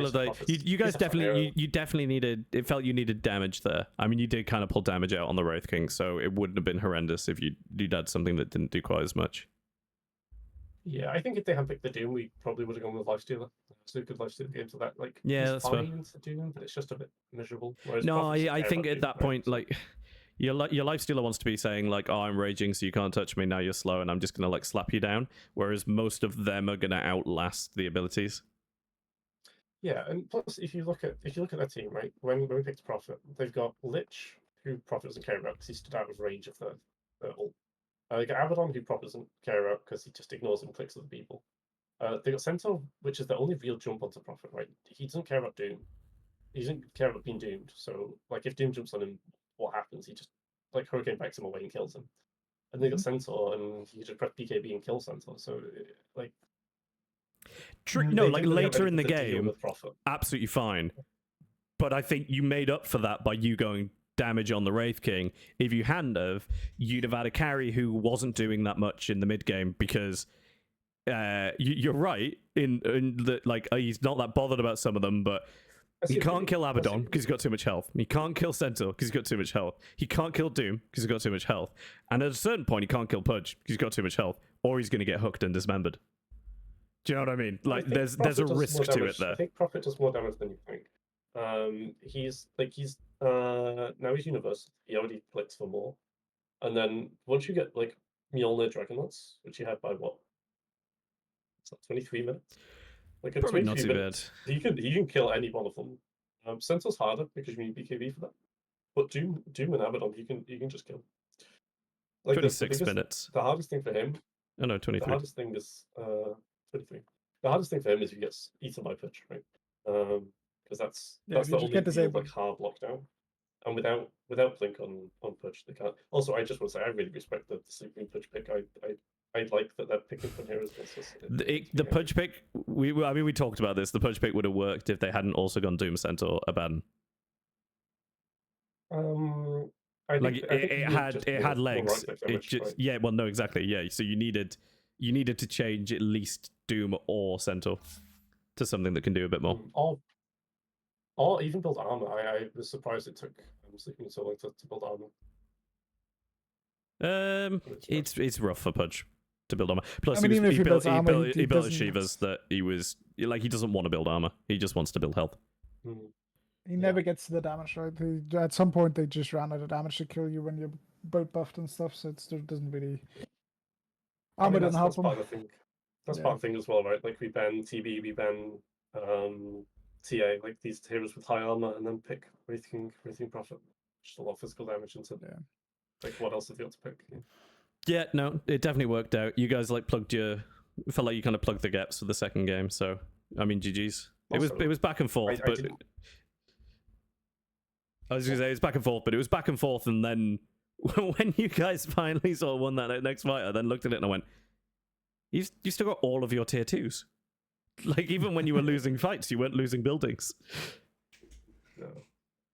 Yeah, I grieved a bit by not having buyback when they were pushing T2s, but we got away with it. Yeah, I think it was noticed. Yeah, I didn't even notice this. I just looked over at the number of kills, and Butcher was the only one that killed Prophet. So yeah, no, I wasn't wrong about that. Actually, was it you, or was it? It might have been someone in game one. Might have been you in game one. No, it wasn't you in game one. When Time died by the T2s, I could have bought back and TP'd him behind them, and I think we would have just killed them, and they would have gone dieback. But Not sure. We killed them, got them on dieback.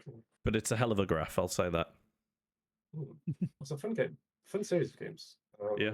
If I hadn't fed as much in the first game, you never know. I think, yeah, mixed feelings about the first game. We're not sure if our draft was okay or not. I think it's fine. I think your one matchup is just not like you have to play really quick, and you didn't manage that because the lanes are so strong, right? You can't let them have Jakiro and then try and play a game. Yeah, that bases himself on off of a lane win and its time and tempo. Yeah, that was I think if we got like Jakiro in lane with the Beast, I think maybe it's a bit different. Like we banned the Pango and got the Jakiro. I can't see the first game as only the second game has been ticketed. Oh no, hang on. They've both been ticketed. They've just been ticketed separately, not as a best of two. Yeah, yeah, I think we weren't expecting this Beastmaster to be carry, and then it was, to be honest, it's quite funny because you guys had the same problem first game that they had second game, and that you just didn't have enough damage. Well, I mean, he's being played in all roles, right? He's a good hero. No, I'm not saying you were wrong to put the Beastmaster core. No. It's just then having the Beastmaster and the Timbersaw, and then a tanky Conquer build, like with the Radiance instead of going right click. I think the main thing you're missing there is that I was just massively underleveled. Like, Timber brings a lot of damage to that if I don't fall behind. But I just fell behind from the lane and then took a series of really bad fights.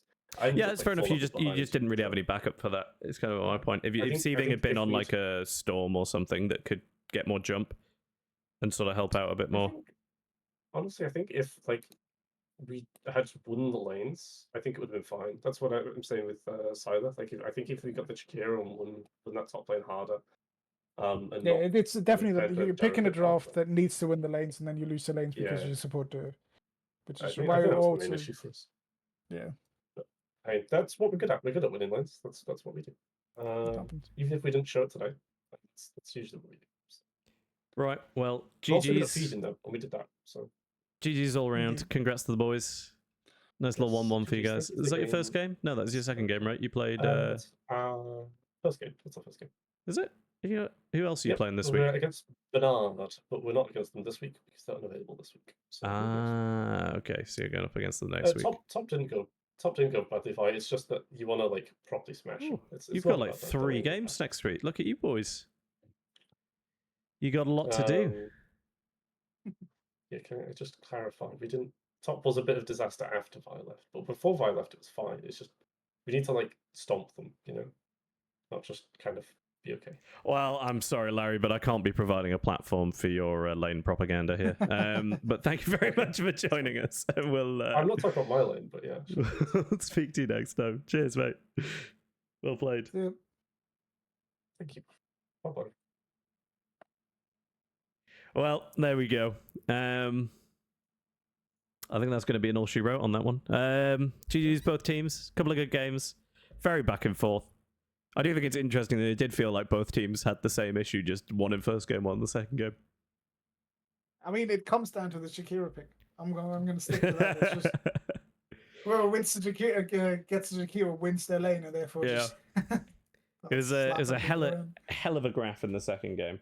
I will end the prediction for the first game, actually, as I haven't done that. Jeez, oh my god, 100% in on... Oh, it's only one person. But 100% in on Spherical. Who was it? It was OG's, wasn't it? Yeah.